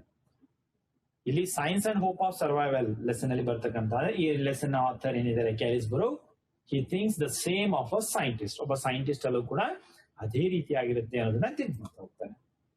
Frank press ಅನ್ನೋ ಒಬ್ಬ American educator tutor ಹೇಳ್ತಕ್ಕಂಥ ಒಂದು statement ಅಲ್ಲಿ ಬರುತ್ತೆ. ಹೌದಲ್ಲ, sayings when like minded people work together, ಅಂದ್ರೆ ಒಂದೇ ರೀತಿಯ ಮನಸ್ಥಿತಿ ಇರತಕ್ಕಂಥ ವ್ಯಕ್ತಿಗಳು ಕೆಲಸ ಮಾಡಿದಾಗ ವಾಟ್ ಇಸ್ ದ ಔಟ್ಕಮ್ ಅನ್ನೋದನ್ನ ಇಲ್ಲಿ ನಾವು ನೋಡ್ಬೇಕಾಗುತ್ತೆ. Okay, so an instant understanding, an efficiency of thought and action, and a good feeling that comes out when like-minded people work together. Howdalma? Fine. Next, it was 1960. Carles Baruch was conducting research on seismic waves in Moscow. He did not know that his theory have a direct connection with the real life. He got summons from the president of Russian Academy of Sciences, and that president of Russian Academy of Sciences had got a letter from Palace of Nations in Geneva. Geneva, the Palace of Nations in the Russian Academy of Sciences, the president ಗೆ ಒಂದು letter ಬಂತು. ಆ president Kallis ಬರೋಕೆ ಒಂದು summons means ಒಂದು invitation ಅನ್ನ ಕೊಡ್ತಾ ಹೋದ್ರು. ಏನು? To attend Geneva conference. Geneva conference ಅಲ್ಲಿ ಯಾರ್ಯಾರಿದ್ರು? The 3 super powers possessing nuclear weapons. ಯಾವುದು? USA, UK, USSR, United States of America, United Kingdom and United States of Soviet Russia. ಈ 3 ರಾಷ್ಟ್ರಗಳು ಜಿನೇವಾದಲ್ಲಿ ಒಂದು ಕಾನ್ಫರೆನ್ಸ್ ಅನ್ನ ಸೇರಿದ್ರು. That they met behind the doors ಅಂತ ಬರುತ್ತೆ. Met behind the doors means secretly. ಯಾಕಂದ್ರೆ ಎಲ್ರಿಗೂ ಹೇಳ್ಕೊಂಡು ಮಾಡ್ತಕ್ಕಂಥ ವಿಚಾರ ಅದು ಆಗಿರ್ಲಿಲ್ಲ. ಯಾವ ವಿಚಾರದ ಬಗ್ಗೆ ಅಂತ ಗೊತ್ತಿದೆಯಲ್ಲ ನಿಮಗೆ? It's to put a ban on test on nuclear weapons. Nuclear weapons ಗಳ ಟೆಸ್ಟ್ ಏನಿತ್ತು ಅದನ್ನ ಬ್ಯಾನ್ ಮಾಡಬೇಕು ಅನ್ನೋದ್ರ ಬಗ್ಗೆ ಡಿಸ್ಕಷನ್ ಅನ್ನ ಮಾಡ್ಲಿಕ್ಕೆ. ನಿಮಗೆ ಗೊತ್ತಿದೆ Keilis Borok conducting research on seismic waves, right? Tremors generated by the earthquake. ಜಿನೇವಾದಲ್ಲಿ ಕಾನ್ಫರೆನ್ಸ್ ಇದ್ದದ್ದು ನ್ಯೂಕ್ಲಿಯರ್ ವೆಪನ್ಸ್ ಗಳನ್ನ ಟೆಸ್ಟ್ ಮಾಡ್ತಕ್ಕಂಥದನ್ನ ಬ್ಯಾನ್ ಮಾಡಬೇಕು ಅನ್ನೋದ್ರ ಬಗ್ಗೆ. When Keilis Borok was invited to that Geneva conference, he found himself surprised. ತನಗೆ surprise ಆಗ್ತಾ ಹೋಯ್ತು, ತನ್ನನ್ನೇ ಕರೆದಿದ್ದಾರೆ ಇದಕ್ಕೆ ಅಂತ ಹೇಳಿ. ಫೈನ್, ನೆಕ್ಸ್ಟ್ ಪಾರ್ಟ್ ಅಲ್ಲಿ ಹೋಗೋದಾದ್ರೆ, how was the condition of the world at the time ಅನ್ನೋದನ್ನ ನೋಡಿದ್ರೆ, the condition of the world at time was very bad because every man, woman and child lived under the threat of being annihilated by nuclear explosion. ಹಾಗಾದ್ರೆ how did they protected themselves? MAD ಬರುತ್ತೆ, ಹೌದಲ್ವಾ? Mutually assured destruction. So ಇಲ್ಲಿ how is MAD a thin thread protected the world from nuclear disaster ಅಂತ ಕೇಳ್ತಾರೆ. ಹೇಗೆ protect ಮಾಡ್ತು? Each super power had enough nuclear weapons to destroy the another country. It may take 20 minutes of time for one country, one rocket to launch carrying the nuclear weapons. Within a few minutes, another country would make sure of the retaliation strike, destroying completely. So, it is not the destruction of one country, but it is the destruction of both. That is what? Mutually assured, guaranteed destruction. ಪರಸ್ಪರ ಇಬ್ರು ಕೂಡ ನಾಶ ಆಗ್ತೀವಿ ಅನ್ನೋದು ಅವ್ರಿಗೆ ಗೊತ್ತಿತ್ತು. So, this ominous acronym MAD was the thin thread that protected the whole world from the great disaster. ಹಾಗಾದ್ರೆ ಈ ನ್ಯೂಕ್ಲಿಯರ್ ವೆಪನ್ಸ್ ಟೆಸ್ಟ್ ಅನ್ನ ಕಂಟಿನ್ಯೂ ಮಾಡೋದ್ರಿಂದ ಏನು ಪ್ರಾಬ್ಲಮ್ ಆಗ್ತಾ ಇತ್ತು? What were the problems if nuclear weapons are continued? Yes, there are 2 problems. One is continuing of the nuclear weapons may result in the production of even stronger bombs, development of even stronger bombs. Another one is it may bring the imbalance into the nuclear global standard. Global nuclear standard ಅಂತ ಏನಿತ್ತು ಅದನ್ನ imbalance ಮಾಡಬಹುದು ಅನ್ನೋ ಒಂದು ಭಯ ಕೂಡ ಇದ್ದಂಥದ್ದು. Okay, ಹಾಗಾದ್ರೆ ಈ ಜಿನೇವಾ ಕಾನ್ಫರೆನ್ಸ್ ಗೆ ಬಂದಂತ ಟೆಕ್ನಿಕಲ್ ಎಕ್ಸ್ಪರ್ಟ್ಸ್, ಇಂಜಿನಿಯರ್ಸ್, ಸೈಂಟಿಸ್ಟ್ ಏನೆಲ್ಲ ಇದ್ರು. What was the problem that they discussed at Geneva conference? The problem ಹೀಗಿತ್ತು. ಏನು? The nuclear powers, the superpowers may come to an agreement and sign over banning on the test of nuclear weapons. Nuclear weapons ನಾವು test ಮಾಡೋದಿಲ್ಲ ಅನ್ನೋ ಒಂದು ban agreement ಅಂತ ಅದಕ್ಕೆ sign ಅನ್ನ ಮಾಡ್ತಾ ಇದ್ರು. Suppose any of the participants had violated the agreement and made a secret nuclear underground explosion. ಯಾವುದಾದ್ರೂ ಒಂದು ರಾಷ್ಟ್ರ ಸೈನ್ ಮಾಡಿರ್ತಕ್ಕಂಥ ರಾಷ್ಟ್ರ ನ್ಯೂಕ್ಲಿಯರ್ ಅಗ್ರಿಮೆಂಟ್ ಸೈನ್ ಮಾಡಿತ್ತು, ಅದನ್ನ ಓವರ್ ರೂಲ್ ಮಾಡಿ ಸೀಕ್ರೆಟ್ ಆಗಿ ನ್ಯೂಕ್ಲಿಯರ್ ಅಂಡರ್ಗ್ರೌಂಡ್ ಎಕ್ಸ್ಪ್ಲೋಷನ್ ಮಾಡಿದ್ರೆ how to detect the violation? How to detect the violation? So this was the problem. Then scientist Kellis Baruch came to know that his theory had a direct connection with the real life. Hege, he was conducting the research on seismic waves, right? The tremors which are generated by the earthquake are very similar to the tremors that are generated by nuclear weapons. ಅಂದ್ರೆ nuclear weapons ಇಂದ ಆಗ್ತಕ್ಕಂತಹ tremors ಏನಿದ್ವೋ ಅವುಗಳು ಹೇಗಿರ್ತಾ ಇದ್ವು ಅಂದ್ರೆ earthquake ಇಂದ ಆದಂತಹ, ಭೂಕಂಪದಿಂದ ಆದಂತಹ tremors ರೀತಿಯಲ್ಲೇ ಇರ್ತಾ ಇದ್ವು. ಸೊ ಹಾಗಾಗಿ ಅದನ್ನ ಐಡೆಂಟಿಫೈ ಮಾಡ್ತಕ್ಕಂಥದ್ದು ಸುಲಭ ಆಗುತ್ತೆ ಅನ್ನೋದು ಇವರ ಥಿಯರಿಯಿಂದ ಗೊತ್ತಾದಂಥದ್ದು. So how did his theory had a direct connection with the real life ಅನ್ನೋದ್ರ ಬಗ್ಗೆ ಬರುತ್ತೆ. ಓಕೆ, ಬೇರೆ ಬೇರೆ ರಾಷ್ಟ್ರಗಳಿಂದ ಬಂದಂತಹ ಟೆಕ್ನಿಕಲ್ ಎಕ್ಸ್ಪರ್ಟ್ಸ್, ಎಂಜಿನಿಯರ್, ಸೈಂಟಿಸ್ಟ್ ಎಲ್ಲರೂ ಕೂಡ ಅಲ್ಲಿ ಇದ್ದಂಥದ್ದು, ಹೌದಲ್ವಾ? ಹಾಗಾದ್ರೆ ಅವರ ಮಧ್ಯದಲ್ಲಿ ಒಂದು ಅಂಡರ್ಸ್ಟ್ಯಾಂಡಿಂಗ್ ಬರಬೇಕಿತ್ತಲ್ಲ. ಆ ಅಂಡರ್ಸ್ಟ್ಯಾಂಡಿಂಗ್ ಬರೋದಕ್ಕಿಂತ ಮುಂಚೆ ಏನೇನ್ ಪ್ರಾಬ್ಲಮ್ಸ್ ಇತ್ತು? Problems that suffered by the technical experts or engineers or scientist at Geneva. ಏನೇನು? ಒಂದು, it was a time of ongoing cold war. Second point, political tensions were hanging over their head. Third point, they were from the opposite sides of the Iron Curtain. Fourth point, they have different cultural background. ಈ ನಾಲ್ಕು problems ಅಂದ್ರೆ ಅವರಲ್ಲಿ ಏನ್ differentiates ಇತ್ತು ಅನ್ನೋದಕ್ಕೆ ಈ ನಾಲ್ಕು.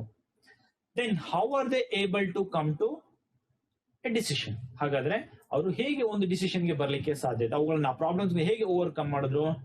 S, they thought that they were all scientists and they had to work out on a common language which is based on respect for hard evidence, undisputable ranking by the expertise only, and persistent self-criticism. ಈ ಅಂಶಗಳ ಮೂಲಕ ನಾವೆಲ್ಲ ಒಂದೇ ಅನ್ನೋದನ್ನ ಅವರು ತೋರಿಸ್ಕೊಡ್ತಾ ಇದ್ರು. Next point, what are the lessons that Keilis Borok learned at Geneva conference? Geneva conference ಗೆ ಹೋದಾಗ ಏನೇನ್ ಕಲ್ತ ಅವನು? ಸೊ 3 ಪಾಯಿಂಟ್ಸ್ ಇದೆ, ಹೌದಲ್ವಾ? ಒಂದು, he came to know that people all around the world will think and interact in the same way that he does. ನಾನು ಹೇಗೆ ಯೋಚನೆ ಮಾಡ್ತೇನೆ, ಮಾತಾಡ್ತೇನೆ, ಹಾಗೇನೆ ಜನರು ಕೂಡ ಪ್ರಪಂಚದಲ್ಲಿ ಮಾತಾಡ್ತಾರೆ ಅನ್ನೋದು ಒಂದು. ಎರಡನೇದು ಯಾವುದು? he never felt lonely abroad. ಹೊರಗಡೆ ಹೋದಾಗ ಅಂದ್ರೆ ವಿದೇಶಕ್ಕೆ ಹೋದಾಗ ತಾನು ಒಂಟಿ ಆಗಿದ್ದೀನಿ ಅಂತ ಅವನಿಗೆ ಅಷ್ಟು ಆತ್ಮೀಯತೆ ಅವರ ಮಧ್ಯದಲ್ಲಿ ಇದ್ದಂಥದ್ದು. ಮೂರನೇದು, lesson title, where there is a science there is a hope of survival and well-being of all of us. These are the lessons that he learned. ಇಲ್ಲಿ ಎರಡು ಪಾಯಿಂಟ್ ಬರುತ್ತೆ. Scientist are the practical people, scientist are the impractical people ಅಂತ. ಅಂದ್ರೆ immersion in science does not go with the practical science. ನಾವು ವಿಜ್ಞಾನದಲ್ಲಿ ಮುಳುಗೋದ್ರೆ, research ಅಲ್ಲಿ ಮುಳುಗೋದ್ರೆ ನಮ್ಗೆ ಸುತ್ತಮುತ್ತಲ ಪ್ರಪಂಚದ ಬಗ್ಗೆ ಪರಿಜ್ಞಾನ ಇರೋದಿಲ್ಲ ಅನ್ನೋ ಅಂಶ ಇದೆ. ಅದನ್ನ ಇಂಪ್ರಾಕ್ಟಿಕಲ್ ಪೀಪಲ್ ಅಂತ ಕರೀತಾರೆ. ಓಕೆ, ಕ್ವೆಶ್ಚನ್ ಏನ್ ಬರ್ಬೋದು? How can I say scientist are the impractical people? Yes, mathematician ಒಂದು ಎಕ್ಸಾಂಪಲ್ ಬರುತ್ತಾನೆ ಅಲ್ವಾ? One of the mathematicians of their time had went out of the house wearing shoes from 2 different pairs. ಬೇರೆ ಬೇರೆ shoes ಗಳನ್ನ ಹಾಕೊಂಡು ಹೊರಗಡೆ ಹೋಗಿದ್ದ. ಅಂದ್ರೆ he was so involved in it, ತನ್ನ ರಿಸರ್ಚ್ ಅಲ್ಲಿ ಅಷ್ಟು ಇನ್ವಾಲ್ವ್ ಆಗಿದ್ದ, ಹಾಗಾಗಿ ಬೇರೆ ಬೇರೆ ಶೂಸ್ ಅನ್ನ ಹಾಕೊಂಡು ಹೋದ. ಸೊ ಅದು ಸೈಂಟಿಸ್ಟ್ ನ ಇಂಪ್ರಾಕ್ಟಿಕಲ್ ಪೀಪಲ್ ಅಂತ ತೋರಿಸುತ್ತೆ. ಓಕೆ, ಹಾಗಾದ್ರೆ ಸೈಂಟಿಸ್ಟ್ ನ ಪ್ರಾಕ್ಟಿಕಲ್ ಪೀಪಲ್ ಅನ್ನೋದಕ್ಕೆ ಏನ್ ಪ್ರೂಫ್ಸ್ ಅನ್ನ ನೀವು ಕೊಡ್ತೀರಾ? Yes, all new brands of industries from defense to entertainment STEM, all new brands of technology, antibiotics, synthetic fibers, electronics, right? ಇವೆಲ್ಲವೂ ಕೂಡ ಸೈನ್ಸ್ ನ contribution. New sources of energy, mineral deposits, cure from cancer, ಇವೆಲ್ಲವೂ ಕೂಡ ಇವೆಲ್ಲವುಗಳನ್ನ ಇಲ್ಲಿ mention ಮಾಡೋದ್ರ ಮೂಲಕ ನೀವು ಇವೆಲ್ಲವೂ ಕೂಡ ಸೈನ್ಸ್ ನ ಕಾಂಟ್ರಿಬ್ಯೂಷನ್ ಆಗಿರೋದ್ರಿಂದ ಸೈಂಟಿಸ್ಟ್ಗಳು ಕೂಡ ಪ್ರಾಕ್ಟಿಕಲ್ ಪೀಪಲ್, ಅವ್ರಿಗೂ ಕೂಡ ಪ್ರಾಕ್ಟಿಕಲ್ ಸೆನ್ಸ್ ಇದೆ ಅನ್ನೋದನ್ನ ನೀವು ಇಲ್ಲಿ ಪ್ರೂವ್ ಮಾಡಬೇಕಾಗುತ್ತೆ. ಓಕೆ, ಹಾಗಾದ್ರೆ basic knowledge of science can help in any of the field that you choose. Science ನ ಬೇಸಿಕ್ ನಾಲೆಡ್ಜ್ ನಿಮ್ಗೆ ಇತ್ತು ಅಂದ್ರೆ ನೀವು ಯಾವುದೇ ಫೀಲ್ಡ್ ಅಲ್ಲಿ ಹೋದ್ರೂ ಕೂಡ ಅದು ನಿಮ್ಮನ್ನ that it will take you. In examples, those who are trained in the theoretical physics are headhunted by the financial institutions. Those who are trained in the biological research have become the directors and founders of the pharmaceutical industry. ಅಂದ್ರೆ science ನ basic knowledge ಇತ್ತು ಅಂದ್ರೆ ನೀವು ಯಾವುದೇ field ಅನ್ನ choose ಮಾಡಿದ್ರು ಕೂಡ ನಿಮಗೆ ಸೈನ್ಸ್ ಅಲ್ಲಿ ಹೆಲ್ಪ್ ಆಗುತ್ತೆ ಅನ್ನೋದು ಇದರ ಅರ್ಥ. ಓಕೆ, ನೆಕ್ಸ್ಟ್ ಪಾಯಿಂಟ್, ಇಲ್ಲಿ man made disasters and natural disasters ಬಗ್ಗೆ ಬರುತ್ತೆ, ಹೌದಲ್ವಾ? So self inflicted destruction of mega cities, an earthquake in the middle of the city, a massive release of radioactivity from the nuclear waste disposal, an outburst of mass violence. ಈ ರೀತಿಯ natural man made disasters ಏನಿವೆ, they can render the large part of the world uninhabitable. ಈ ರೀತಿ incidents ಏನಾದ್ರು ಆಯ್ತು ಅಂದ್ರೆ ವಿಶ್ವದ ಅತಿ ಹೆಚ್ಚು ಭಾಗವನ್ನ ಅನ್ಇನ್ಹ್ಯಾಬಿಟಬಲ್ ಅಂದ್ರೆ ವಾಸ ಮಾಡಲಿಕ್ಕೆ ಯೋಗ್ಯವೇ ಇಲ್ಲದೆ ಇರೋ ರೀತಿಯಲ್ಲಿ ಅದು ಮಾಡ್ತಾ ಹೋಗುತ್ತೆ. Or it may create millions of casualties, million ಗಟ್ಟಲೆ ದುರಂತಗಳನ್ನ ಅದು ಕ್ರಿಯೇಟ್ ಮಾಡ್ತಾ ಹೋಗ್ಬೋದು. Or it may create a heart region, ಅಲ್ಲಿ ಹಾರ್ಟ್ ಅನ್ನೋದು ಇನ್ವರ್ಟೆಡ್ ಕಮರ್ಸ್ ಅಲ್ಲಿ ಇದೆ, ಹೌದಲ್ವಾ? ಯಾಕೆ ಅಂತ ಹೇಳಿದ್ರೆ it was the time of cold war, ಹೌದಲ್ವಾ? ಕೋಲ್ಡ್ ವಾರ್ ಅಂದ್ರೆ ಗೊತ್ತಿದೆ ನಿಮಗೆ, internal enmity between the countries. ಆ ಕೋಲ್ಡ್ ವಾರ್ ಟೈಮಲ್ಲಿ ಒಂದು ಹಾರ್ಟ್ ರೀಜನ್ ಅಂದ್ರೆ ಒಂದು ವಾರ್ ಆಗ್ತಕ್ಕಂಥ, ಯುದ್ಧ ಆಗ್ತಕ್ಕಂಥ ಸಿಚುಯೇಷನ್ ಅನ್ನ ಅದು ಕ್ರಿಯೇಟ್ ಕೂಡ ಮಾಡಬಹುದು ಅನ್ನೋದ್ರ ಬಗ್ಗೆ ಹೇಳ್ತಾ ಹೋಗ್ತಾರೆ. ಅಲ್ಲಿ ಒಂದು ಫ್ರೆಂಚ್ ಪ್ರಾವರ್ಬ್ ಬರುತ್ತೆ, nobody is satisfied with money but everybody is satisfied with wisdom ಅಂತ. ಅಂದ್ರೆ the governments can tell that they have spent dollars of money, $1 million of money to prevent such disasters from all known techniques. But ಹಣವನ್ನ ಖರ್ಚು ಮಾಡೋದ್ರಿಂದ ನಾವು ಯಾವುದೇ ಒಂದು disaster ನ prevent ಮಾಡಲಿಕ್ಕೆ ಸಾಧ್ಯ ಇಲ್ಲ. Along with that we have to make the people intellectual resource. ಅರ್ಥ ಆಗ್ತೀರಾ? That's why nobody is satisfied with money but everybody is satisfied with wisdom ಅಂತೇಳಿ ಹೇಳ್ತಾ ಹೋಗ್ತಾರೆ. ಅರ್ಥ ಆಗ್ತಿದೆಯಲ್ಲ? ಓಕೆ, ನೆಕ್ಸ್ಟ್ ಪಾಯಿಂಟ್ ಗೆ ಹೋಗೋದಾದ್ರೆ ಅಲ್ಲಿ ಮ್ಯಾಕ್ ಜಾರ್ಜ್ ಬಂಡಿ ಒಬ್ಬ ಅಮೆರಿಕನ್ ಸೈಂಟಿಸ್ಟ್ ಒಂದು ಸ್ಟೇಟ್ಮೆಂಟ್ ಅನ್ನು ಹೇಳ್ತಕ್ಕಂತ ಹೇಳ್ತಾನೆ. Ours is the time of contest over the issues that not at all completely understood. ಅರ್ಥ ಆಗದೆ ಇರ್ತಕ್ಕಂಥ ಎಷ್ಟೊಂದು ಇಶ್ಯೂಸ್ ಗಳ ಮೇಲೆ ನಾವೀಗ ಕಂಟೆಸ್ಟ್ ಮಾಡ್ತಾ ಇದ್ದೇವೆ, ಸ್ಪರ್ಧೆ ಮಾಡ್ತಾ ಇರ್ತಕ್ಕಂಥ ಸಮಯ. ಅಂದ್ರೆ ಏನ್ ಇಶ್ಯೂ ಇದೆ, ಏನ್ ಪ್ರಾಬ್ಲಮ್ ಇದೆ ಅನ್ನೋದೇ ಅರ್ಥ ಆಗಿಲ್ಲ ನಮ್ಗೆ, ಆದ್ರೆ ಅವುಗಳನ್ನ ಹೋರಾಟ ಮಾಡ್ತಾ ಇದ್ದೇವೆ ಅಂತಕ್ಕಂಥದ್ದು ಬರ್ತಾ ಹೋಗುತ್ತೆ. Okay, so finally it is not money but intellectual resources can help you to prevent any kind of disasters. ಹಣದಿಂದ ಸಾಧ್ಯ ಇಲ್ಲ, ಬದಲಾಗಿ ಇಂಟೆಲೆಕ್ಚುಯಲ್ ರಿಸೋರ್ಸ್ ಇಂದ ಸಾಧ್ಯ ಅನ್ನೋದನ್ನ ಹೇಳ್ತಾ ಹೋಗುತ್ತೆ. And who can ensure the safety in the world, who can better ensure the safety in the world ಅನ್ನೋ ಪ್ರಶ್ನೆ ಬರ್ತಾ ಹೋಗುತ್ತೆ. Scientist with their tools that are up to the challenge. Scientists with their tools that are up to the challenge can better ensure the safety in the world ಅಂತ ಬರ್ತಕ್ಕಂಥದ್ದು. Okay, ಹಾಗೇನೆ ಕೊನೆಯದಾಗಿ how can the science be a real caretaker ಅಂತ. Okay, so science is neither the beginning nor the end. Science is neither the beginning nor the end, but if it is humanly used, science will be the indispensable guardian and caretaker of human being. So question ಇದಕ್ಕೆ ಏನ್ ಬರ್ಬೋದು, how can science help in the survival ಅಂತೇಳಿ ಕೇಳ್ತಾ ಹೋಗ್ಬೋದು.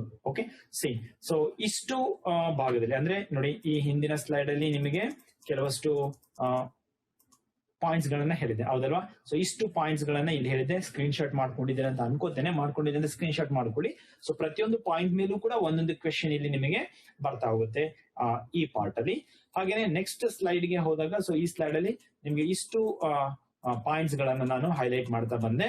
ಪ್ರತಿಯೊಂದು point ಗಳನ್ನು ಕೂಡ ಹೇಳುವಾಗ ಅದ್ರ ಮೇಲೆ ಯಾವ ರೀತಿಯ ಕ್ವೆಶನ್ಸ್ ಬರ್ಬೋದು ಅನ್ನೋದನ್ನ ವಿತ್ ಎಕ್ಸ್ಪ್ಲನೇಷನ್ ಕೂಡ ನಿಮಗೆ ಹೇಳ್ತಾ ಹೋಗಿದ್ದೇನೆ, ಹೌದಲ್ವಾ?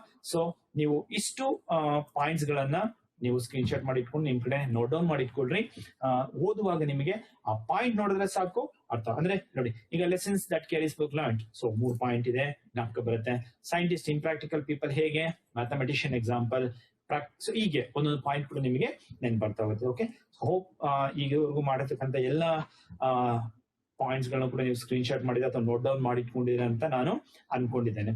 ಓಕೆ, ಸೊ ಇಲ್ಲಿಗೆ ನಮ್ಮ 8 ಲೆಸನ್ಸ್ ಗಳು ಕೂಡ ಡಿಸ್ಕಷನ್ ಮಾಡಿದೀವಿ ಅದ್ರ ಬಗ್ಗೆ. So finally thank you.